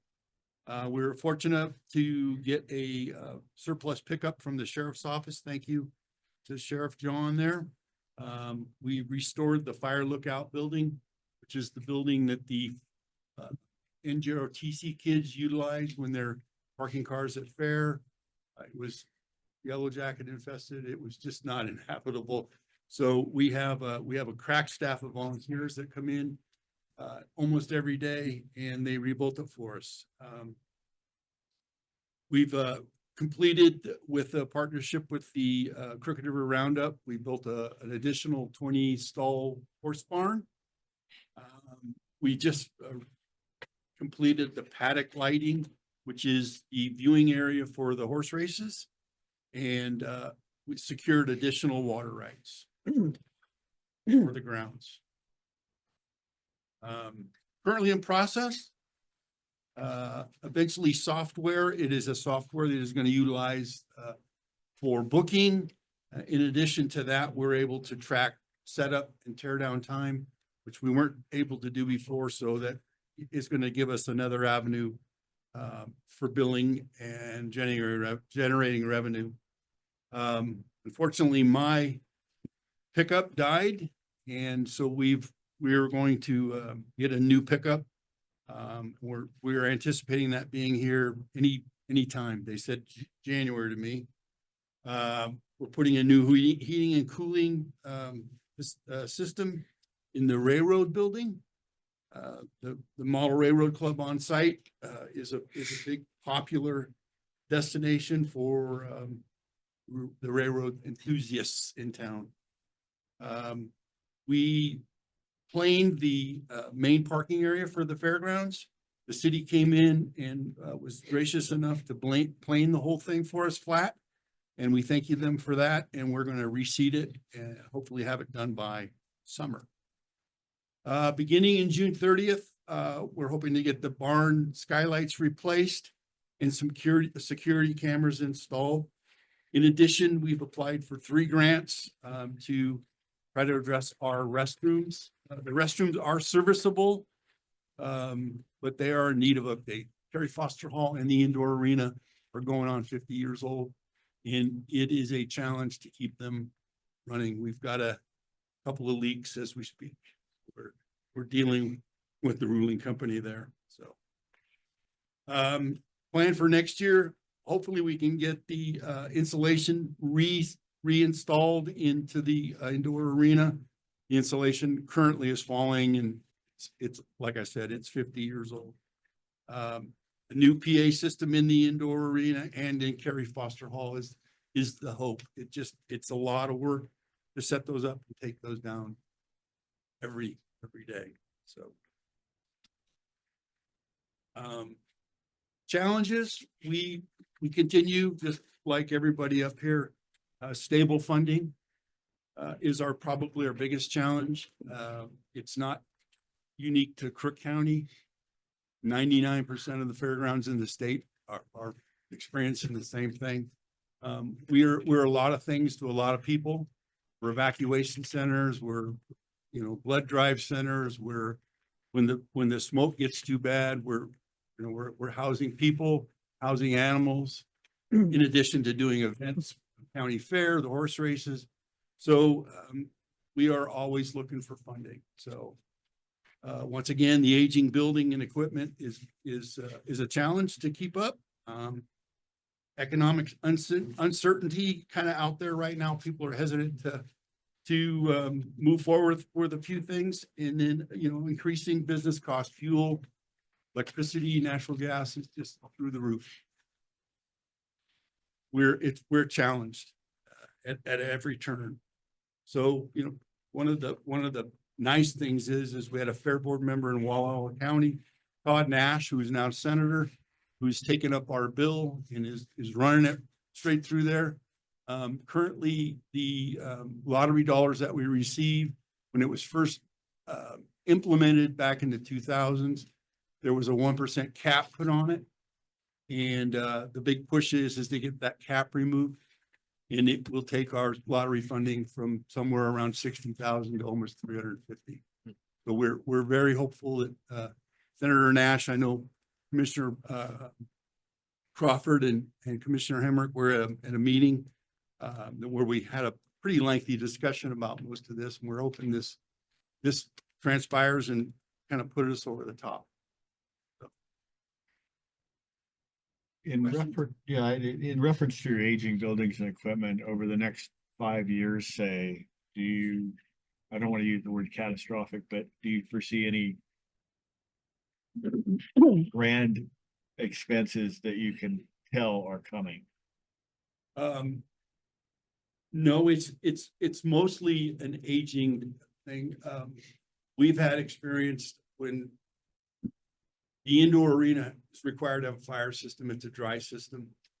When we get really, really cold weather, some of those aging pipes will crack and leak, and then it gets very, very expensive to repair those. So I don't foresee a fire or an earthquake, tearing anything down, but there are different buildings that have different issues. Terry Foster Hall's got some termite damage. It's the acoustics in there are terrible, and we get people that just won't rent it anymore just because of that. It's outgrown most of the large events that we have. Most of the large events that we host in the county right now use the indoor arena. We go in and roll it flat, and with our roller, it's a dirt floor, and you can put lipstick on a pig, but it's still a horse barn. But it's what accommodates the large events out now. Well, it's the only place you can have a large event. And Yes. you have no commercial kitchen. So, yeah, there's no commercial kitchen there. So Yes. if you cater out of it, you're doing it out of a back of a truck. And I want to say last night I went to the fair board on request of the 4-H, and our fair manager, his communication was excellent. His collaboration with the 4-H was excellent. And I went there very tired and cranky. And when I left, I had a smile on my face, and I was very, very pleased with the progress that the fair board has made. Thank you. And they are, we don't in Crook County have a place for people to congregate. And we desperately need Carrie Foster Hall to go from 5,000 square feet to 10,000 square feet. We desperately need a commercial kitchen. We have a place to take our animals in the case of a major event. We have no place to take the people. And so I constantly am looking for a grant to do that, but it's hard. And we desperately need, if that you want to call it resiliency hub, whatever you want to call it, we desperately need it there. So we're just going to keep looking. We're going to hope for the funding, but I was very, very pleased, and I commend you, Casey, for last night and the way you handled 4-H situation, and I'm very glad. So thank you very much. Quick question, not related to what I saw here. We have EV charging stations at the fairground? We do. We have 2 that came as part of a grant that we have. So we also have an electric tractor that we showcase. It's in California getting retrofitted right now. But with that Pacific Power grant, there were 2 charging stations put in. And are they generating any revenue? They are for the fairgrounds? generating revenue, yes. 100% allocated back to the fairground? I believe a portion of it goes to the actual Vendor. provider that provides the software we have to pay. Right, okay, The rest of it comes back. okay. And are we starting to see any revenue from? We are, From those? fortunately or unfortunately, there are now two at the COCC building and then there's two downtown at the new Justice Center. There's a couple up at the airport. So we're not the only game in town anymore, where we used to be. Gotcha. So if you were to name your top three priorities, what would they be? Stable funding is top of the list. Would like to see some new buildings to accommodate, obviously to replace the aging buildings. And then get my deferred maintenance caught up. But the funding is, you can ask anyone in this room. Funding is what we need. Do you have a numerical value attached to the deferred funding that you're referring to? So we belong to the Oregon Fairs Foundation, which is an association, throughout the state. And we also have a lobbyist and that we work with them every day. We're constantly in front of the legislature asking for money. I think that they're probably tired of seeing us, tired of hearing our story, but it is what it is, and we're out there. Another $500,000 a year would set us pretty. I don't think we're gonna get there this year, but we're gonna work at it. The resiliency grants, and the fact that we get used as evacuation centers in COVID centers, and we do what we got to do. There was a lot of things that we did. We're never been compensated for it. Fire camps, we do get compensated for some of that. But we're a lot of different hats to a lot of different people. And I think the state is finally recognizing the value that the fairgrounds brings throughout every county. It's not just ours. One, not to lower our complaints here, but there's fairgrounds across the state that don't have running water and sewer. Yes. So I Union mean, I County think doesn't it's have any water. statewide that we need to be investing, and that's why I think we're getting some really good steps in the right direction at the state level of their realizing that during COVID and a lot of these things was the only place anybody could go in a small community and get to a point where they were in a better shape. And we're probably one of the nicest fairgrounds in the state. I mean, I think we probably really have one of the need more. top 3 rodeo grounds in the state. And Yeah. even air quality, you have smoke. It might not be a fire here, but when California was on fire just a couple Canada. years ago, there's people that can't breathe, so they need to go somewhere to have air quality. And that's what Casey provided at the fairgrounds. There's just teams. so many, Sports teams. So many practicing in a reasons. Horse arena. Yeah. Because they couldn't practice Yeah. outside. there's just so many reasons that we need to look at our fairgrounds as way more than just a fair. Thank you. Thank you, Thanks, Casey. Casey. Thank you, guys. And I see we have a We break, do a break, so. so we're we can run to the restroom. About half an hour behind schedule, right? So. Okay. Our next presentation has to be quick. Are you guys good with a 5-minute break? Do we need longer than Yes, that? yes, Okay. just as long as you let me go to the restroom. Absolutely. We'll just cut. We'll start again at 9:53. all together.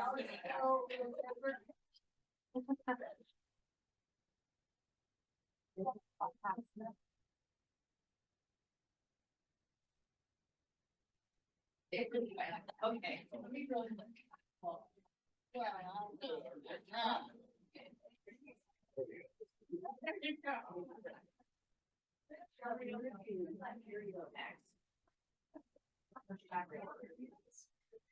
I know. The slides are already. Yeah, right. She has all the.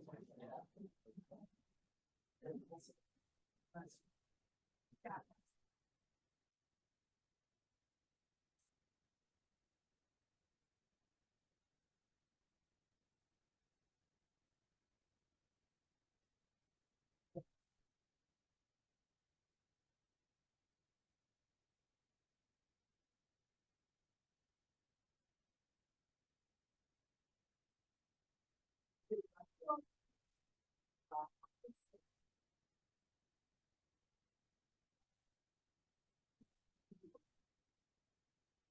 But if one gets off.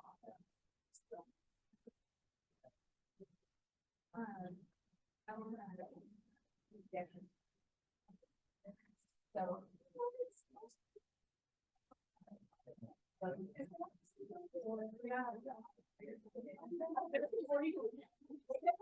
We should rename it to Crook County Community Grants. Yeah. Crook County Emergency.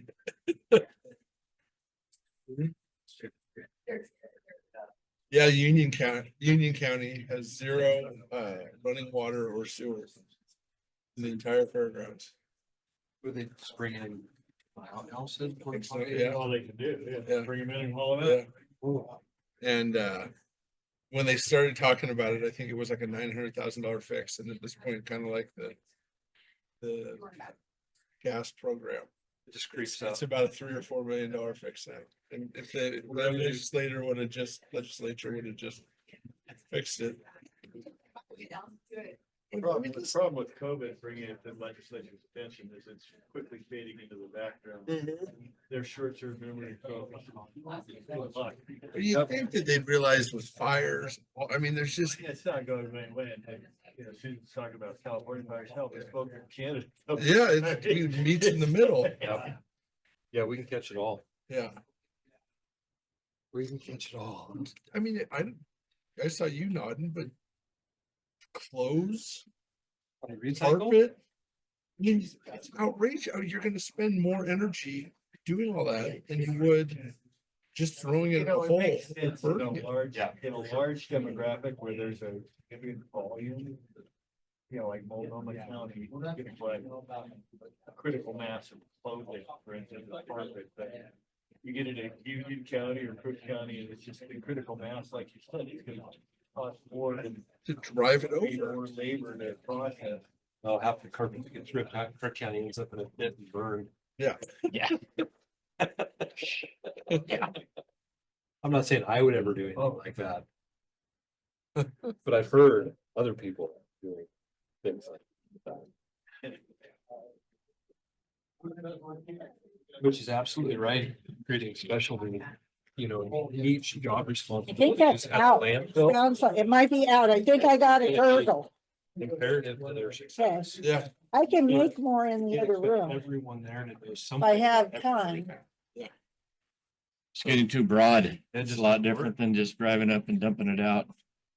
Yep, pushing dirt over it. I think it is. I think, yeah, Steve went to try to get coffee in there. But it is. I think I got the last gurgle. That's gurgle. Well, it sounded like it was gurgling. Is there coffee out there, Steve? Yeah. Okay.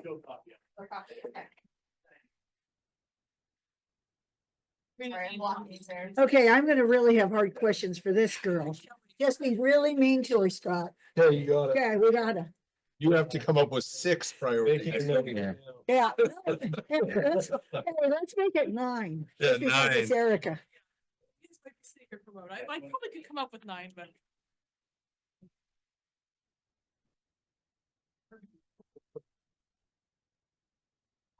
Morning. Good morning. Okay, I'm Erica with the juvenile department. So this 14% looks a little scary, but it's because that's due to grant funding. We've submitted some amendments to the 2 grants that we received, which are biannual grants, and so hopefully that will get some of those fundings this next month. We needed to meet some different requirements, and a couple of the things that were in the grant, we've priorities met in our office. One of which is including the in-house electronic monitoring. Right now, we contract with Norcor, which is in the Dalles. So when we have a youth who needs to be on electronic monitoring, sometimes coordination with the Dalles is a little bit difficult. So we have to make sure that either we have to go pick it up and get the kid fitted, or we have to have it sent to the mail. So there's some lag time there. And so it's going to be very nice to have that in-house. That was a project that I had started about a year ago. It was very cumbersome. And we had some other things on our plate that we needed to take care of in office. So we're now ready to make that happen. We're ready to tackle that. And I think overall it's going to save. It's really just it's work back, send it. When a kid loses a charger or whatever that looks like, that's a better charge, either have it sent or order one or go pick it up. So it's just going to be very nice to have that in house. With the 40% year-to-date spent, that is without our hire, and we're looking to do that in the next couple months. So thankful our HR is here. That's also due to longer term detention stays this last year. So even without hiring the FTE, we're at 40%. And mostly those are youth who are waiting for placements or waiting for assessments, and they're unsafe to be in the community until those take place. As I mentioned before we get into these numbers, as I mentioned last year, we started to keep more accurate data in our office in regards to referrals. We hadn't done that in the past. So we started that in January of 24. So this is a full calendar year. I checked the numbers last night. We've had 198 law enforcement referrals. So that doesn't include any of our prevention work. So it doesn't include any of our truancy, any of our kids who parents call or school calls and says, hey, this kid's missing school, or hey, my kid's out of control. So these are just referrals from law enforcement. And that's 198 this year, which averages about 16 new referrals a month.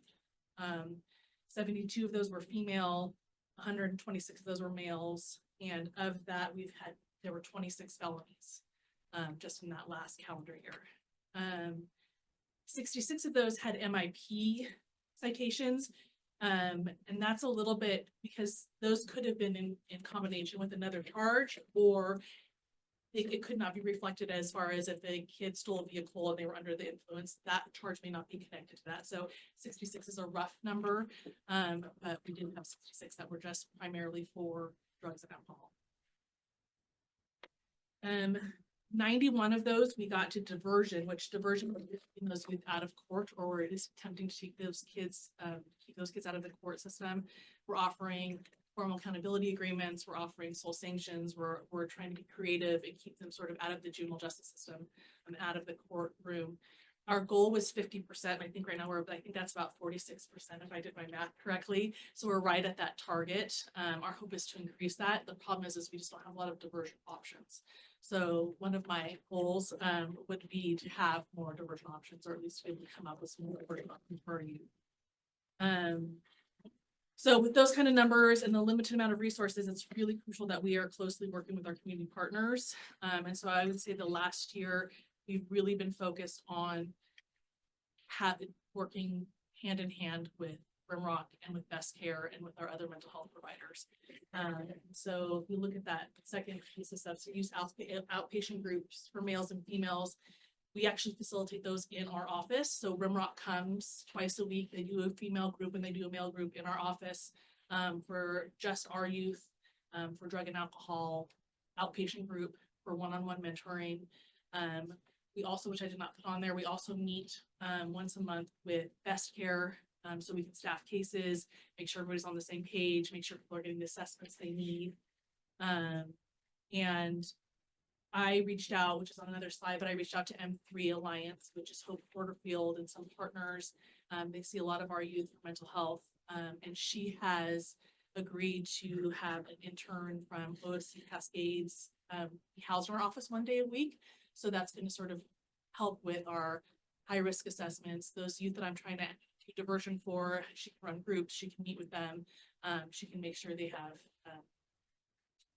be referred to other services if that's what they need. But to get those youth into our mental health is sometimes a little bit difficult with time frame and just that they have a huge stack of names that they have to get through. So those assessments sometimes are postponed for weeks, 6 weeks at a time, and our youth need to see more immediately than that. So we did get a new transport vehicle with a separated cage. That separated cage, we got that about 2 months ago, and we've actually needed it and 4 times already. So that's been a huge benefit to the office. I have 3 case managers that have been only on staff for 3 years or under. So we've been really trying to focus on training and make sure they're up to date on training, especially when you're dealing with specialty caseloads, which includes like sex offenders, drug and alcohol.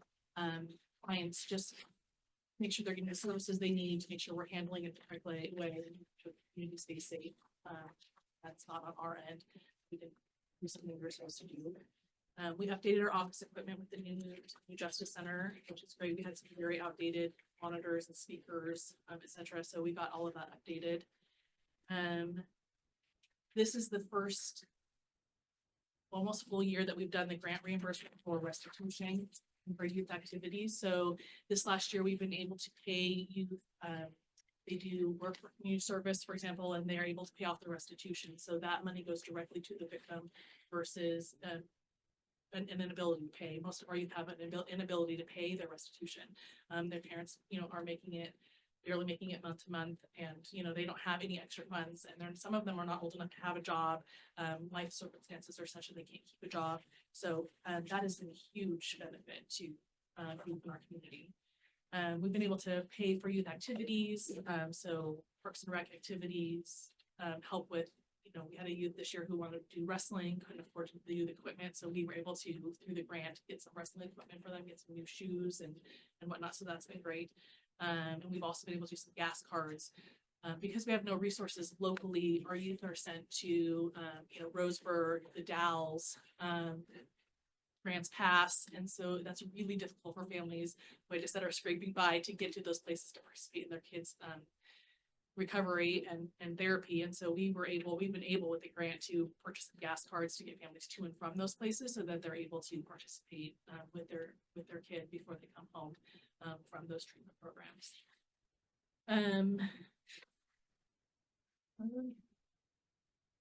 So I just talked about this. We are going to have a mental health practicum student in our house, in our office 1 day a week.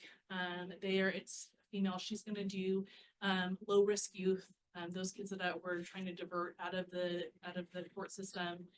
She's going to do those rapid assessments in crisis. So if we have a youth that's going to detention and we can't get them out of detention until they have a risk assessment, she'll be able to do those quick mental health assessments so we can make a safety plan. So we're spending less dollars and less time having kids housed in detention. We also are working with the same group, M3 Alliance, for equine therapy. They have started a group and they're going to take a group of our kids and do equine therapy. And in the process of that, we've come up with a 1 day and a 2 day workshop for youth in recovery. So that's going to start. I think we have one. They're both in the spring, but that'll be great to see if that's a positive thing. We can maybe continue that throughout the year so we can have our youth that are seeing drug and alcohol outpatient. They can also do those 1 day workshops for therapy and maybe get a new hobby, get an interest, and make connections outside of the community. We are in the process of hiring a full-time counselor, certified in drug and alcohol counselor. So that 66 kids that came to us for just for my stuff, that is who I'm targeting in that. It is a lot of work to have substance use issues. They require a lot of extra attention.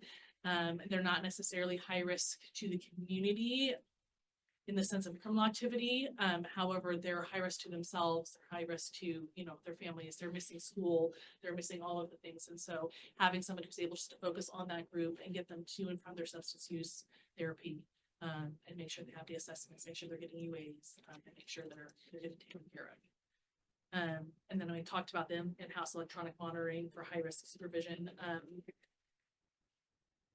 We tend to have about 2 or 3, I would say about 1 a month, youth that come through the court system where we're trying to do an alternative to detention, because as we know, we don't want youth just sitting in detention, but because these youth have a really hard time being successful in the community, they need that extra piece of security, which is that ankle monitoring. And some of our youth, especially in the last, I think we have 2 youth right now who have ankle monitoring on, who actually requested it themselves, because they know that that's helpful to them, that they aren't going to be leaving the home or sneaking out as that extra accountability. So we'd like to be able to do that for them so that we can keep them here going to school, doing what they need to do. Bunch of fake ones. Sorry? Get a bunch of fake ankle. Yeah, yes. Just don't tell them. Sometimes we do that with parameters, I will be honest, because sometimes we tell the youth that they have all these stringent parameters, but because that's very hard, especially when you're working with, coordination with the DALs. We'll tell them what their parameters are, and we can still see them, but truthfully, they're only on. You get one of those Apple tags. It just, AirTag, yeah. Okay. Put it in their ear. you get them air tagged without them knowing, that would be beneficial to everybody. So for the next fiscal year, again, we're having a new staff member on, just getting those the new 3 staff that I have, make sure they're trained adequately.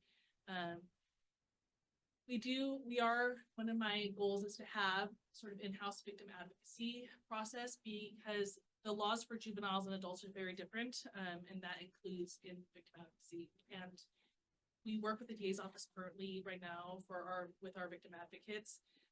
However, we've gone to a few trainings where we feel that it would be very beneficial in our office to make sure that those victims are being taken care of, and that all of the T's are crossed and the I's are dotted.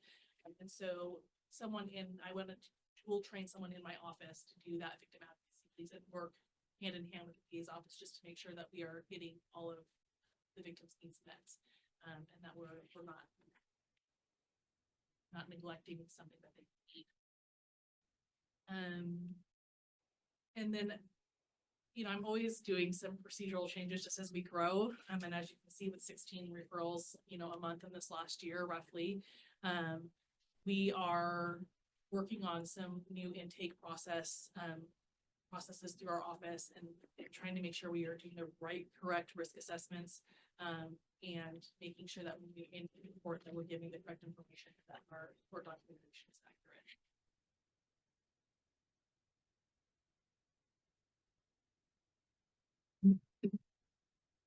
This is something I say every time we meet. So lack of resources in our community, especially for youth, both inpatient and outpatient. Prior to us having the SUD groups in our office, we weren't having any outpatient groups for juveniles. It was something we had in the past, and that they had gone away. And so I think this is something that we are constantly, up against, as far as, this is the picture of the entire youth. This is really what would benefit them, but where is that resource? It's nowhere to be found. And so we've been really having to think out of the box and really try to find resources for these youth. One of the challenges, particularly in our office, is we aren't able to make referrals to mental health or SUD treatment. So we're able to make referrals to outpatient. But when a youth requires inpatient treatment, whether that be for mental health or SUD, they have to go through, for example, for SUD, they have to go through RMROC. They have to get that stamp of approval from RMROC saying, yes, this kid needs inpatient, or for mental health, that stamp of approval from Best Care that says, yes, this kid needs inpatient. So it takes a lot of coordination on our part to make sure those referrals are getting out there, that they're getting, that these kids are getting beds, because everybody in the state is fighting over the same, few beds that we have. So, it's a constant game that we have to play about how we can figure out how to get these kids the services they need. And hey, we can't get it this way, but can we, backdoor and go this way? So, we staff every Wednesday in our office. And that is part of the staff meeting always turns into how we are going to sort of navigate the system to get the kids the services they need without being able to access them directly through our office. And it goes back to that relationship piece of, in the last year, just really trying to build those relationships with our partners, because they are the ones that are making those referrals. So they have to trust us, and we have to trust them, and giving those kids the services they need, because we can't do it on our own.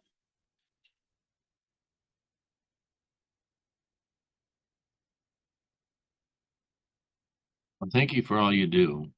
You have a very tough job, and appreciate your dedication. For sure. And on those same lines, I know this is a budget meeting, but it's an incredibly difficult role that you have, trying to rehabilitate and treat the youth in our community. It'd be nice to see the wins instead of just the struggles, right?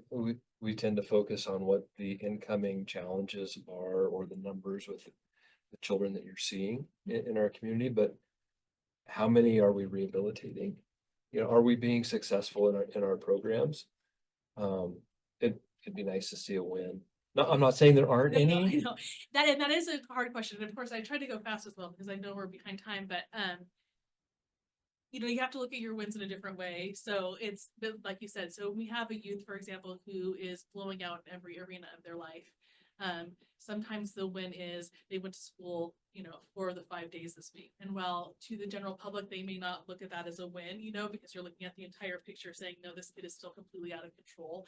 In our office, we really try to focus on those small wins, right? Because that's kind of, you know, where we try to, so we're constantly in our office trying to say, yeah, but, you know, they gave a clean UA this week, or, you know, their numbers came down from last week, or they made it to school 3 of the 5 days, or they didn't, you know, cuss out Mr. So-and-so.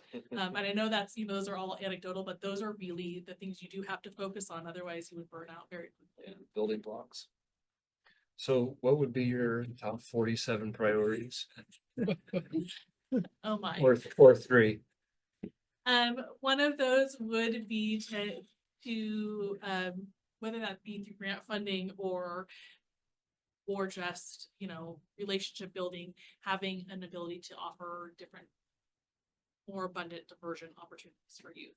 I think those youth that we're keeping out of the court system, so far, I mean, like I said, this is, we're new in the race, but I think we are doing a good job of once this gets out of the court system, being able to sort of flood them and keep them out of the court system. A lot, it just with adults is the same. Once you get into the court system, once you get into that cycle, it's very hard to jump out. And so when youth are young, I think it's a lot easier to kind of throw all the things at them and walk alongside them, more so than it is with adults. So I would love to be able to offer in our community more diversion options for youth. More opportunity to get to know their community, more opportunity to work with their community, to work with adults in the community. I think that's always helpful for them to have buy-in. Because a lot of times we find that our kids are just, they don't feel, they're just adventurous. They don't feel like they belong here. Or they don't feel a connection to the community. And I think once we start to develop those connections, they feel a little bit, you know, they start to question what they're doing. You know, the fellow department heads have been very helpful with offering our abilities for our youth to do community service in their departments. And we have kids that go to landfill, we have kids who go to fairgrounds, we have youth that go to community society. So without that, we would kind of be scrambling. And I think that has truly helped our youth feel connected. They talk positively, like, oh, I got to go to the fairgrounds. And while they may not be able to go to, they don't go to the fair during fair time, you know, if they do, they can say, oh, I want this fall, which I know sounds weird, but they don't have those connections otherwise. So that would be one of my biggest things, just make sure we have the ability to sort of expose our youth to, and I just space, we had our youth go to the museum. They loved that. They had not been to the museum before. So just those small connections to make them feel part of the community. The ones to do that would be good. Also to have more things in-house, like I talked about before. So the victim advocacy in-house, the electronic monitoring in-house. I think the more we can do things just within the county and within our department, I think also the more connected you feel when they're answering the phone call from somebody in the Dalles that they don't know, because they're out of compliance. That's a little different than if I pick up the phone and I call and say, hey, Johnny, you're not where you're supposed to be. They have, you know, that relationship building. I just gave you that. It's not 2 or 3. And the third would just would be to have, I mean, this is big goal. This is sort of pipe dream, but to have a place where law enforcement and you know, our office and Rimrock Trails can sort of take all youth and do sort of an assessment center of sorts. And not so much for the youth, but for the families of Crook County, because a lot of times, you know, families need resources and help and they don't know where to get those. And so being able to have a place where families feel comfortable going and finding resources for themselves or finding resources for their children without having to go through, you know, the stigma of the juvenile department or the stigma of DHS, or having sort of an open shop where you can find out those resources from whatever community partner you need. Something a little more neutral. Yes, a little bit more neutral, a little bit accessible to all. Because, you know, across the board, whether you have someone in poverty or you have my own personal children, we all at some points need resources and help, but we don't know where to get those. So it would be great to have a place where families could come and gather resources, like I said, for themselves, for their youth. Build a community. 'Cause the adults don't have buy-in, you know what I mean? They don't have it. So the kid goes home and there's no buy-in from the adult. And that's one of the hardest part, I will say, working about juveniles versus adults, when you have them on full probation is, you know, juveniles, we can put all this work in and they can go to, they can do the hard work at, you know, treatment. And some of our kids are in, you know, substance use treatment for 120 days, you know, they're gone for a very long time and they're putting the work in there, you know, and then they get home and mom and dad are sitting on the couch smoking weed. And so it's really hard for, you know, the youth is just different. They don't have the ability to kind of move out of their circumstance. And so that is something that is, we battle that, you know, all of the time. And sometimes parents just don't have those skills either. So having that place, like I said, that parents can get some skills without that stigma attached would be beneficial to everybody. Thank you, Erica. Thank you. Goodness, Maybe there's something wrong with you. They're an overachiever. I'm gonna use my other pen, okay? Does it come back? What? Your other pen? Or is this the No, third? this is a holy cow one. You'll see how good this one works. No? I'm your elected sheriff. I want to thank you for the time for give our presentation. I know we're running short on time, behind time on the schedule.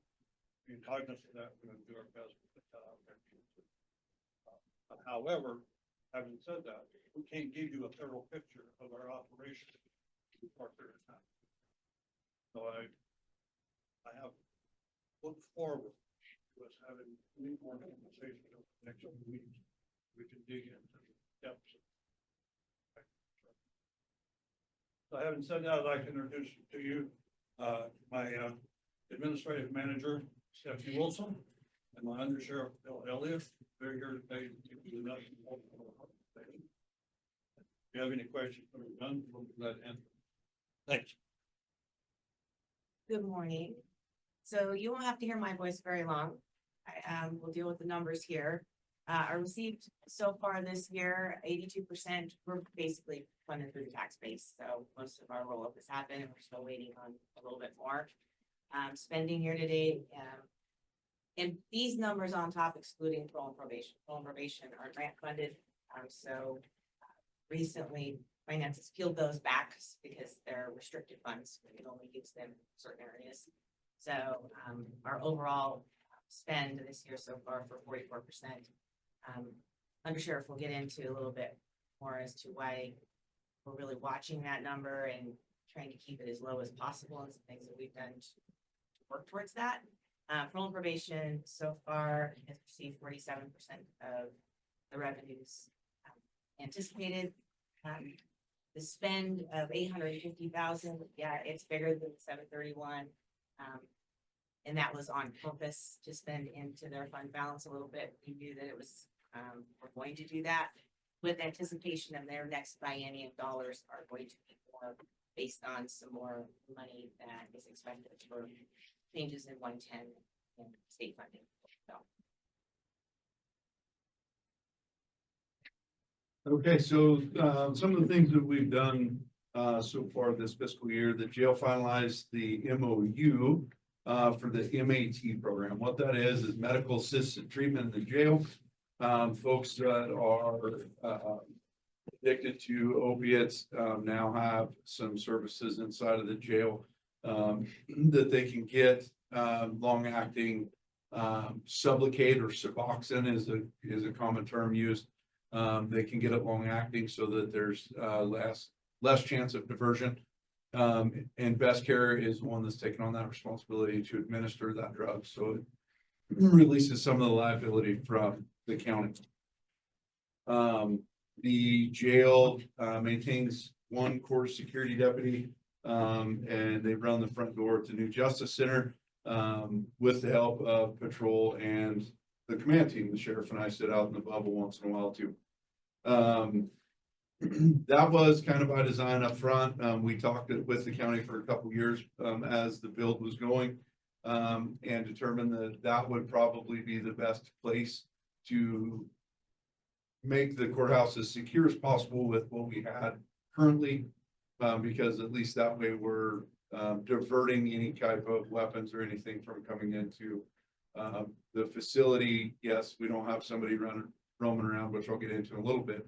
We don't have somebody that's, taking care of the needs day to day in the courtroom, but we're stopping the weapons from coming in. He sends me a report weekly. I'd say on average, there's 180 to 200 folks a day going through that checkpoint. And when we first opened, there were, several weapons coming in, and the number seems to keep getting lower and lower.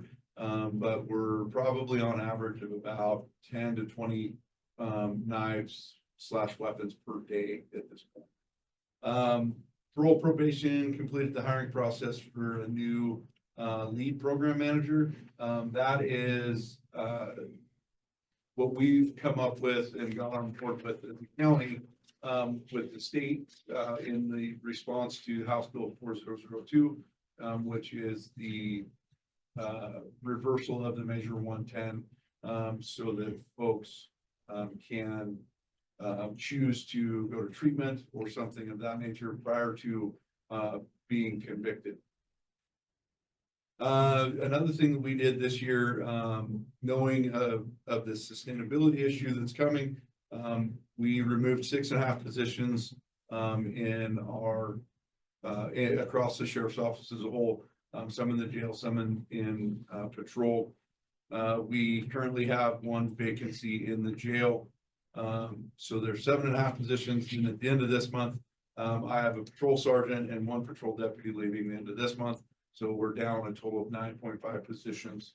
Now the 6.5 positions were removed from our budget, but the other 3 have not been removed at this point. So we're down those positions, and that's what we're trying to do to reduce some of the funding issue that we have. One of the things that we've done also is recently we have reduced our training down to where it's essential training only, which is a very drastic step, because training is a very important part and a huge liability issue for deputies and for us and as for the county. But it's a cost savings thing to help us to try to reduce some of the costs that we were looking at in our budget. Good. Currently in process, we're still trying to get the last 4 of the vehicles that were previously purchased in a different fiscal year outfitted, and 11 VRS repeaters. VRS is a vehicle repeater system. It's a mobile repeater that's in the trunk of the car, so that our guys, it's a safety issue, so that our guys can get out on the radio in the rural parts of the county. And so we're trying to get those, or currently in process of getting those upfitted and get those in vehicles. Some of the VRSs that we had were outdated and not tuned correctly, and things. It's just end of life stuff that we had to get fixed. Again, parole probation and lead program manager developed, implemented. She's actually just started a week or 2 weeks ago, and so we're getting that up and running. Parole and probation remodel of the old patrol room into a conference room space. The necessary part of that is that the PC folks now have some room, so that they can have classes and try to get these folks rehabilitated. The jail implemented MAT services with best care. It's still in the works. Emergency management. Emergency managers working on the emergency operations plan currently, the community wildfire protection plan, and the natural hazard mitigation plan. Those all 3 are huge projects. I know Will's been very involved with some of those, but these 3 are big projects that the emergency manager has been involved with. The other things currently in process that's not on slides is the collective bargaining agreement, and we're currently in negotiations with the Deputy Sheriff's Association and now the newly formed sergeants. Beginning before June 30, again, install BRSs in 11 patrol vehicles. The original request was 20, but we have whittled it down to just what we can get by with at this particular time. We need 20, but we're trying to get by with what we have. And the jail needs to fill the vacant sergeant position, giving us 3 total sergeants. Next fiscal year is kind of up in the air. It depends on how the negotiations turn out with the Deputy Sheriff Association. And with, I mean, current projections, we've talked with finance several times, is that there likely could be cuts, more cuts in FTEs positions. And the other thing on the list here is we'll need to replace 1 vehicle that's got over 100,000. If we have to cut positions, we may not have to replace the vehicle. And I would also say that there's a big need to fill, I mean, all the 9.5 positions that we don't have, we need those positions. We're just trying to get by with what we currently have. And so I would say in the future, we're gonna have to look at how we can fill those positions. And also our staff, our general patrol staff right now is pretty young. And they need more training hours. Realistically, as young as they are, they need pretty intense supervision at this point to help the district attorney's office out, to help Erica Fricke's office. I mean, we gotta be able, it takes intense supervision to produce quality work so that we have quality investigations. And challenges impacting the core services. Again, it's support security. We need additional FTEs in the Justice Center. So far to date, we have locked the front doors 3 times during business hours due to something that was happening. We just didn't have enough staffing to do that. And the judges on remands oftentimes have to wait up to 45 minutes was one of them that the judge really complained about to me. Waiting 45 minutes where they remand somebody into custody. And then the person sitting in the courtroom, hoping that they're not angry and attacking the judge. But sitting in the courtroom waiting 45 minutes before deputies can get there, just based on the other call volumes and the other things that are going on. And then patrol, again, have to cover work security, just for basic needs, for breaks, for lunch breaks, for these other things. And then the sheriff and I have also spent time at the front door. Potential staffing, we've altered the direction of all divisions because we're uncertain of the sustainability year over year for funding. And then everything could adjust or be changed because of negotiations, because of additional funding needed. Other challenges that's going to affect our core services is like Bill mentioned, that we only have the 1 deputy that's running the courthouse security at the front entrance. That is a real safety issue for that deputy, and the fact that there's no one there to cover him full time. I'm afraid, and this is we've been challenged on things like this already, but I think this is going to lead down the road to a grievance where we're going to be required to put more people there. Because the union is going to look at this and say, hey, this deputy is not having the services that he needs or the support that he needs. And I think that's going to affect their future going forward. And then the uncertainty of the labor negotiations, what Bill said, I think is going to have a huge impact on our staffing and service levels. And another thing that's going to be an impact on us is moving into the Justice Center. We don't have any idea at this point in time what our internal service fees are going to be to the sheriff's office budget. And we're already strained to the max. And I think that's going to put even more strain on our services. Well, that's some other things that I see.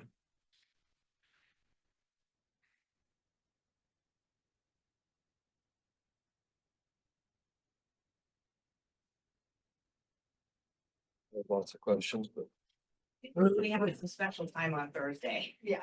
okay, well, I'll. That's what I said. I look forward to more communication. Got an hour carved out. Okay. this afternoon for budget committee to- I am very concerned about your internal service fees. And also, Bill, this is off the side, but I would like you to start coming back to the Board of Commissioners and giving your report like you kind of started out doing. I would really like to see you do that again. Yes, If you would, please. yes. So I don't think anybody else has any questions, but would you like to list your 3 priorities, Bill? Stable funding. Number one. Heard that one We before. kind of knew that one, Bill. Number 2, I'd like to settle the contract with the Deputy Sheriff Association, without losing people. I mean, really, that's, we really can't afford to lose any more folks. I think that, not filling the positions that we have is causing, problems for us. So I would like to settle, that's another priority I have, is settle this contract without losing. And then the third one, I think we just need to continue, good service to the community. We had, town hall meetings, I want to say it was last year, but it might have been the year before. The community spoke very loudly that they want to track traffic enforcement. We did come to the county, telling them our needs. The county did give us, additional FTEs, and we immediately went to work trying to fill those FTEs. And prior to getting them completely filled, then we've since drawn that back. But I will tell you that, I did ride with the deputy, it's been about 2 weeks ago. And he was frustrated with me, or not with me, but frustrated at the situation. And he told me, he said, that his normal hunting hole that he goes to for traffic enforcement isn't as productive as it used to be. He used to be able to get suspended drivers, get really like citation worthy stops, out of this hunting hole. And he said, man, he says, they're just harder to find these days. And I spun it back around on him and I told him, I said, so what you're telling me is the community wanted more traffic enforcement. We approached the county, they gave us additional FTEs. And so now we have a little bit of unallocated time so that you can do proactive police work. And so what you're telling me is you're changing the driving behavior in certain parts of the community by effective traffic enforcement. And he looks at me, he's like, I never really thought of it that way, but you're probably right. So, that's just something additional. So I think that we need to continue, quality service to the community and what the community demands. One other thing that we didn't cover that we did this year that impact on our office is that during the wildfire season, we covered more wildfires with our emergency management team than any year that I remember since I've been around. But we had people out in the field, sometimes 2 commanders that were in the field at the same time, running the law enforcement side of it, evacuating neighborhoods and subdivisions in front of these fires. Which took a huge impact of our staffing for doing that. But we lost no houses. We lost some trailers, but no one was injured on these fires. I want to commend you for the 3 times you guys came flying up my driveway over in Powell Butte during that fire by the airport. That was We did have amazing. some people run our roadblocks during the count, but we handled that already. I followed directions and ran out. Let's hope we don't have that again, huh? Were you near the fire out there in Stillman? 300 yards from my back fence, yeah. That was, we thought we were gonna lose a lot of houses on that one. Fortunately, we didn't lose that one piece of property. Thank God we're not in LA. Thank you, Bill. Thank you, guys. Thank you, Bill. Thanks. Thank you, Stephanie, also, Thank even though you didn't talk long, we appreciate you.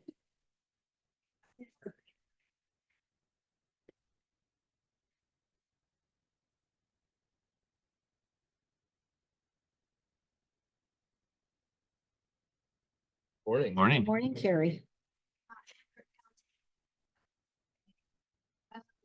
Sitting here this morning through the other presentations, I realized government speaks in alphabet soup.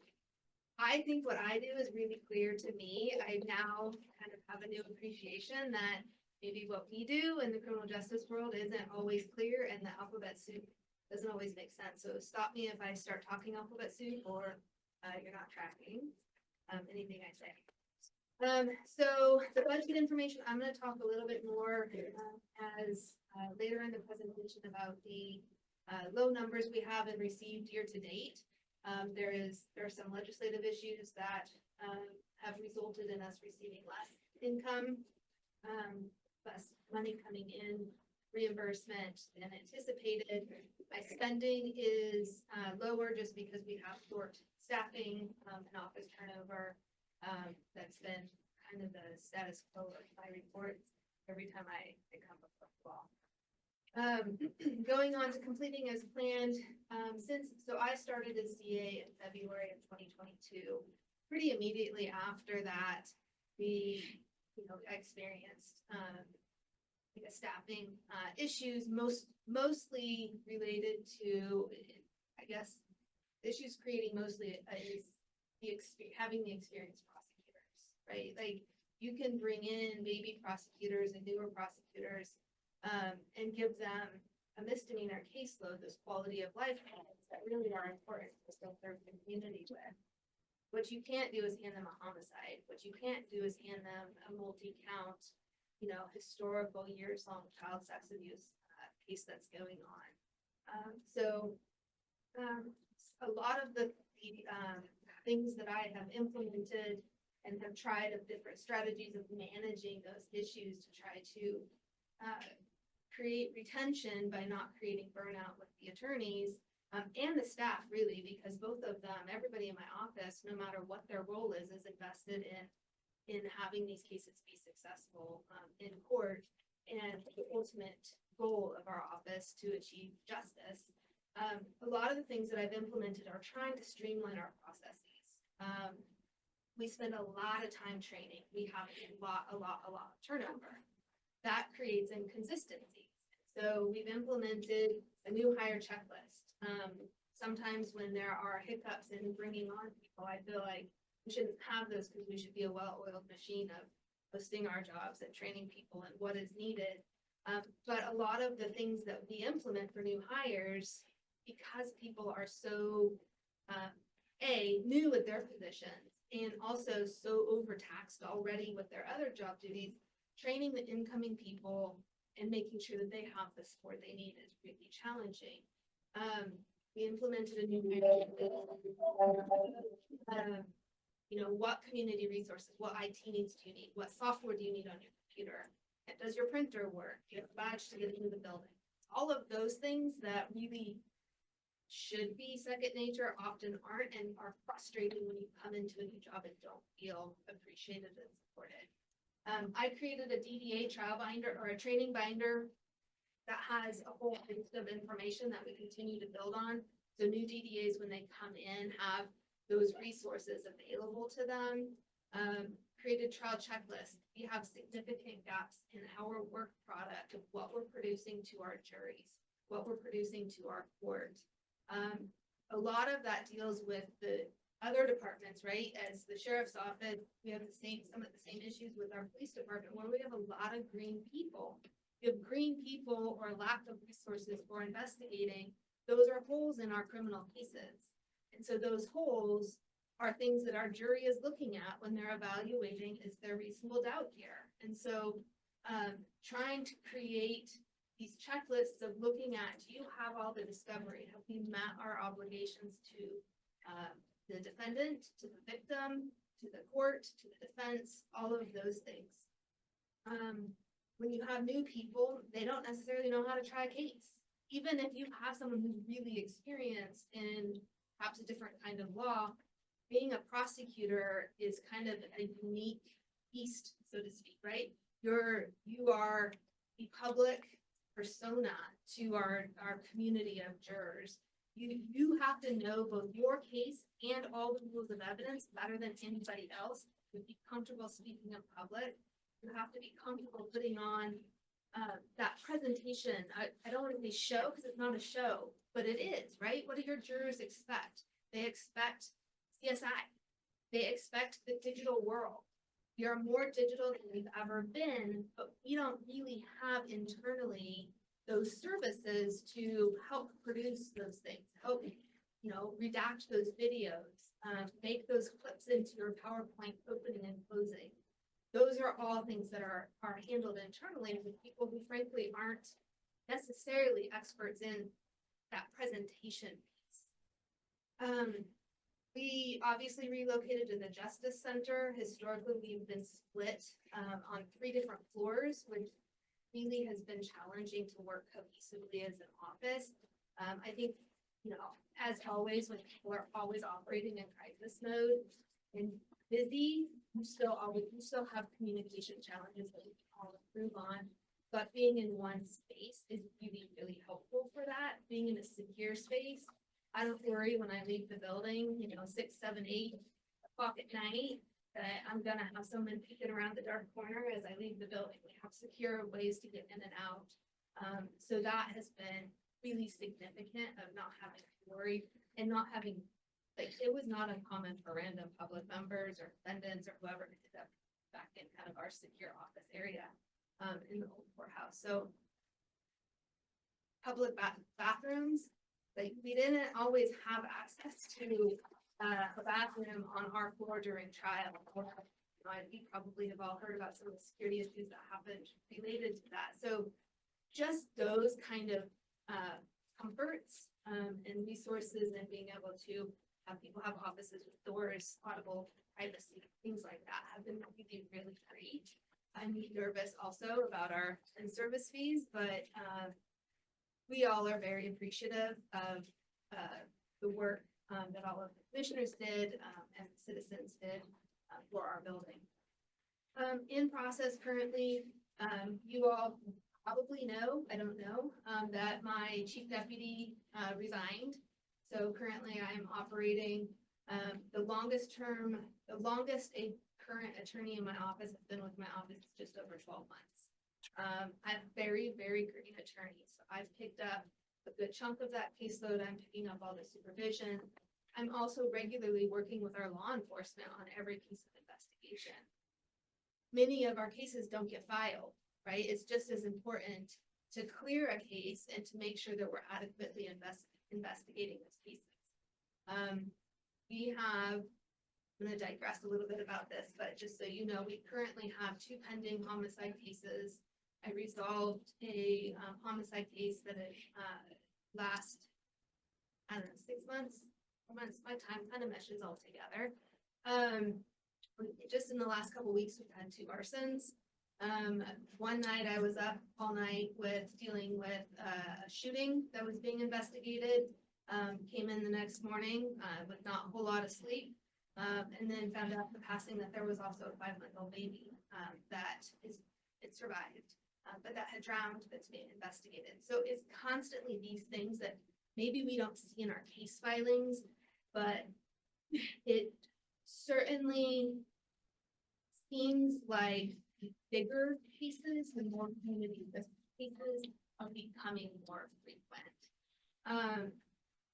So one of my, and I'll tell you at the end, it's not a secret, one of my top priorities is going to be recruiting and retention, and just getting some experienced attorneys in.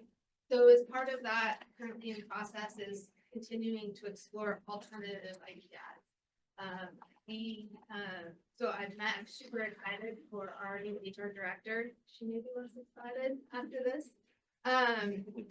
Continuing to work on training our current staff. I'm a big believer in not wasting money, but we have to train our people. So we have to figure out how do I get court covered so I can get my staff to training so that they're doing the best they can for our citizens. I'm continuing to work on promoting early accountability and resolution of cases. What does that mean? That means issuing on some of these low-level offenses. I don't like when offices are short-staffed and they say, I'm just not going to prosecute these, low-level thefts, because who does that impact? All of our local stores, all of our local businesses, our local citizens. That's not fair to them. But there has to be a way to balance the needs of the community with our lack of resources. So some of those things that we've implemented are what we call fast track offers. Some places call them early disposition. So you take your case, you take your accountability quick. You take your case resolution quick. And maybe instead of 40 hours of community service, we're recommending 24. You know, instead of some other sanction, we're, giving an incentive for that early accountability. So continuing to work with, it only works if the court follows through, if the defense follows through, if we're able to get discovery out to the defense quickly. So we continue to work on that process of early accountability. One of the big pieces that I'm working on is communication with our community partners. We deal with a lot of different community partners. The obvious ones here that have presented before me, but also civil commitments. Civil commitments have a 5-day turnaround. The county designated mental health provider has to submit their report on day 3. If they submit that directly to the court at 4 o'clock, 5 o'clock, day 3, I don't get it from them until the court processes it day 4. My hearing's on day 5. So that means on day 4, at least 2 people in my office drop everything they're currently working on to go find medical records, to go find all of the witnesses needed that we're going to subpoena for the following day, to prepare for a hearing. And when you think about the people who are the subject of these hearings, they are either a critical danger to themselves or other people. And so one of the things that I've implemented and I'm working with our CMHP on is a checklist of day 2, give me this list of what's their diagnosis, who are the doctors, where is this person housed, so we can figure out transport for the sheriff's office, start gathering those records and kind of get a sense of what do we have. So those kinds of things aren't always well received because they cause work for other people, but we have to implement some of those things in order to be able to adequately address the last minute crisis urgency. Like, you can't have everything on fire all the time. Working on the LEADS program with parole and probation and building that program. So we'll be working closely with them. It'll be, now that we have that coordinator hired through PMP, we'll be working on implementing and kind of putting in that structure. I'm happy to talk further about if you guys have questions about that program. So going back to that first slide where I said, why don't we have as much money as we anticipated? There is a push and a legislative issue that I will need the county's support in with creating a legislative fix regarding discovery costs. So not only do we have increased costs because everything is required to be digital, we have to produce everything, obviously, right? We have to request it from law enforcement, provide it to defense counsel. There's a lot, just as society and digital things develop, we have more digital evidence in every case. You have more videos, you have more body cam, you have recordings, dash cam, all of that. That has to be managed, requested, processed, and produced. Private defense currently is not paying discovery costs. So you all, commissioners, put into place a discovery fee structure that I think you actually vote on every year to update. We have 2 defense attorneys from one case that we had about $18,000 in outstanding fees. There was so much paper documents that they refused to come in and visually examine, filed a motion requiring us to scan and copy every single document. I had 2 people working for well over a month and a half, scanning all of those documents, and then they refused to pay their discovery fees. I am working on finding alternative solutions to try to get that money back. I'm currently negotiating with Central Oregon Drug Enforcement, because it was a drug case, to try to see if they can provide reimbursement to our office for that outstanding funds. But because of a current case that's up before the Oregon Supreme Court, many defense are refusing to pay those discovery costs. So those were things that we budgeted that we're not getting. There should be, and I believe there is going to be, a proposal for a legislative fix. Public defense is given that money directly by the state. This is a direct cost to the community that needs to be fixed and needs to be addressed. So I need your support, commissioners, in trying to push, for a legislative fix that addresses this cost.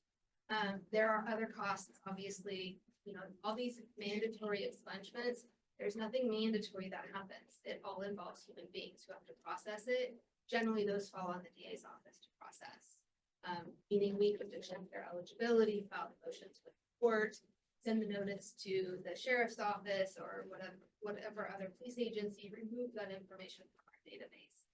So all of these ongoing justice-related legislative fixes and changes in the law and the requirements all fall on human beings, generally within my office, to address. We did just send OTAA, Oregon District Attorneys Association, as part of our winter conference, had leadership training. Two of my staff attended by video. I attended in person with that official. And so we're already working on that. Next year, like everything over the last few years, everything is our software system that we're with file system.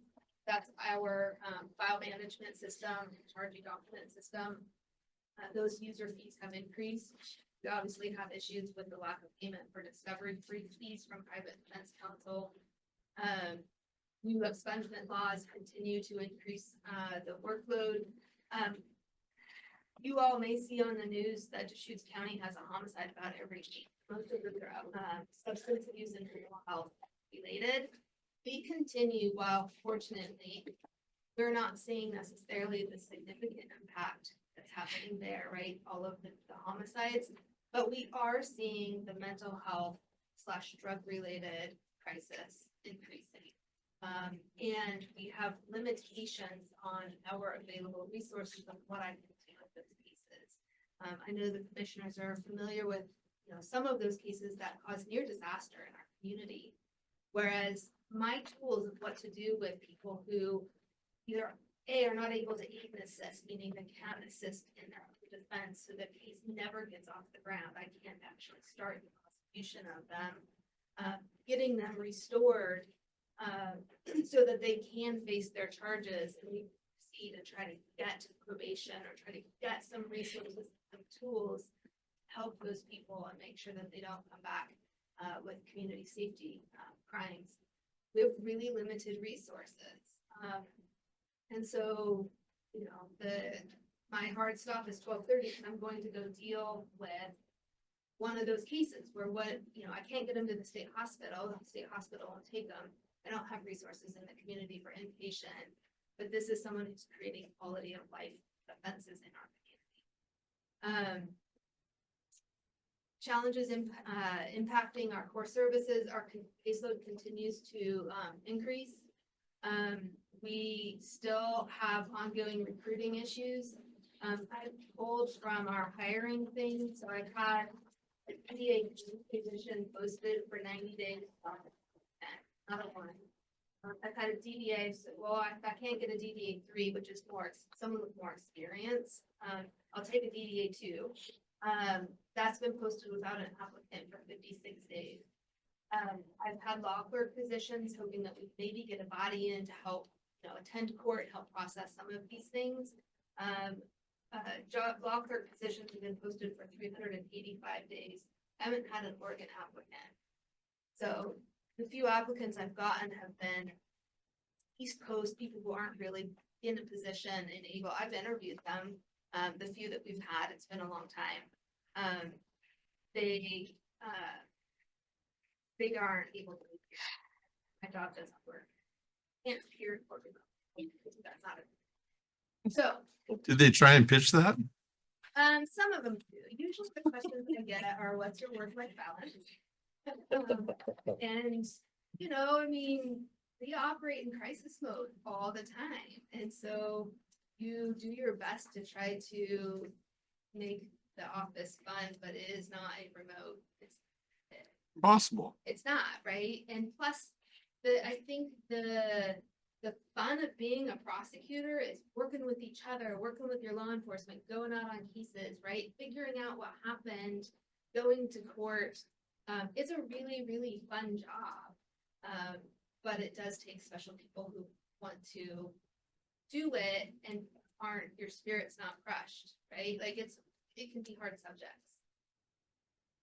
Switching to our future needs, I continue to try to kind of think outside the box of how do we solve some of our gaps. And since I started, one of my thoughts was long-term, we want to look at a DA investigator. I think we should accelerate prioritizing finding that DA office investigator for a number of reasons. While an investigator, so a DA office investigator can help, they're typically law enforcement, and they have their certifications as law enforcement, so they can help with, do you need to go track down a witness? Do you need to get them served with a subpoena for court? Do you have follow-up? Some of the cases that we're losing are because we didn't go canvas to see if there was surveillance video after the person crashed their car. The jurors want all those loopholes closed. Our law enforcement doesn't have the time and capacity to do a lot of that stuff. Just for example, I took a phone call yesterday with somebody. Fortunately, I had my detective present with me. The phone call turned, and I was really happy to have a witness for it, because when you're in court in trial, you can't call yourself as a witness, right? So having that balance of having an investigator available to participate in investigating these cases, you also have somebody, while they're not a lawyer, is probably much more experienced at the justice system and the court system investigating a case, assessing it, than a prosecutor who's been a prosecutor for less than a year. So maybe that's that tactic, right? Of how do we get the training in place? I can't clearly put the law enforcement officer up to question the witnesses. I wish I could, because I think we have a lot who would be qualified to do it. But I think that as I've started exploring this, I've reached out to other agencies, and I think that those agencies have found that the position more than pays for itself with the costs that it is saving for trying to either outsource or pull in law enforcement on overtime, or just foregoing having that information. So I think that is, as our staffing issues continue, that is a real potential solution, or at least stopgap measure that will help the office. I haven't been able to recruit a talented external applicant to come in for chief. So I think we focused on retention and internal training, right? Find that person that loves Crook County, that is investing in Crook County, and let's invest in that person and raise them up in the DA's office. So promote them up to DDA2, train them to be the future chief. And then ultimately, we really do need to still find and recruit that DDA position, whether it's a 1, 2, or 3, I don't know. Yeah, I'd love to have a chief who can come in and handle a lot of this stuff.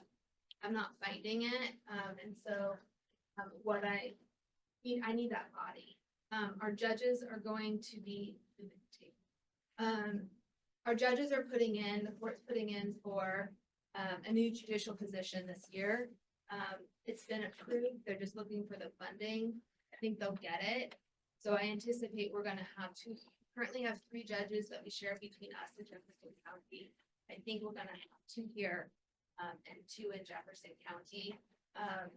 Our presiding judge has already indicated to me that she's planning on running 2 courtrooms, so 2 trials at a time. There are many days that I'm really struggling to find coverage for everybody, where you want to obviously be able to let people make a doctor's appointment or take a day off, or somebody calls in sick, where there's days where I have to completely up in my schedule to try to figure out, okay, I'm just going to go in and cover that, or I'm going to pick that up.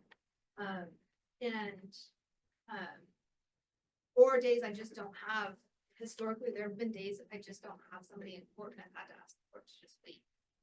So I don't have anyone to go. I'm stuck in grand jury or something like that. So those are kind of my ongoing, I guess, potential staffing changes, requests, proposals. Yeah, I understand for my top three priorities. Sure, you can roll right I through. think one, Yeah. I think one might be staffing. Yeah. That is actually the first one, is recruit and retain. Staffing. I think we have to think outside the box a little bit. There's every DA's office is short-staffed. The smaller offices, I think, feel the impact more so. There are job fairs. Maybe we start trying to attend some of those job fairs.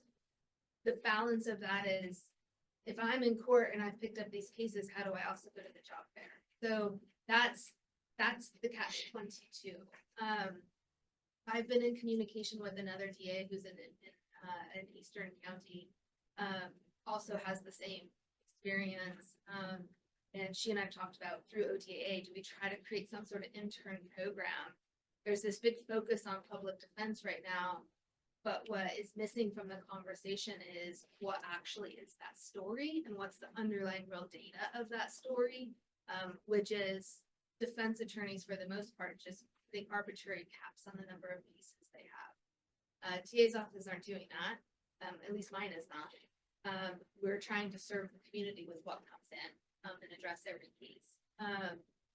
And so as that focus has been on the public defense shortage, we are seeing implementation of law clerk programs for defense. We're not seeing that for prosecution. So that should change. People should be interested. You should be able to actually handle either side of the case, right? If you're a good lawyer, you should be able to think about what are those legal arguments on both sides. And we should be promoting both prosecution and defense clinics in our law schools. Second is training.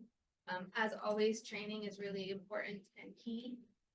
It is, if people don't know, with experience comes growth, but we also want to allow our attorneys and our staff to produce the best quality work that they can to our court and to our juries, because we don't want to lose that credibility. And then finally, working with our community partners, both implementing the LEADS program. I think that's going to be a big lift this year that I'm primarily planning on taking on myself in working and setting up the program and trying to handle these cases.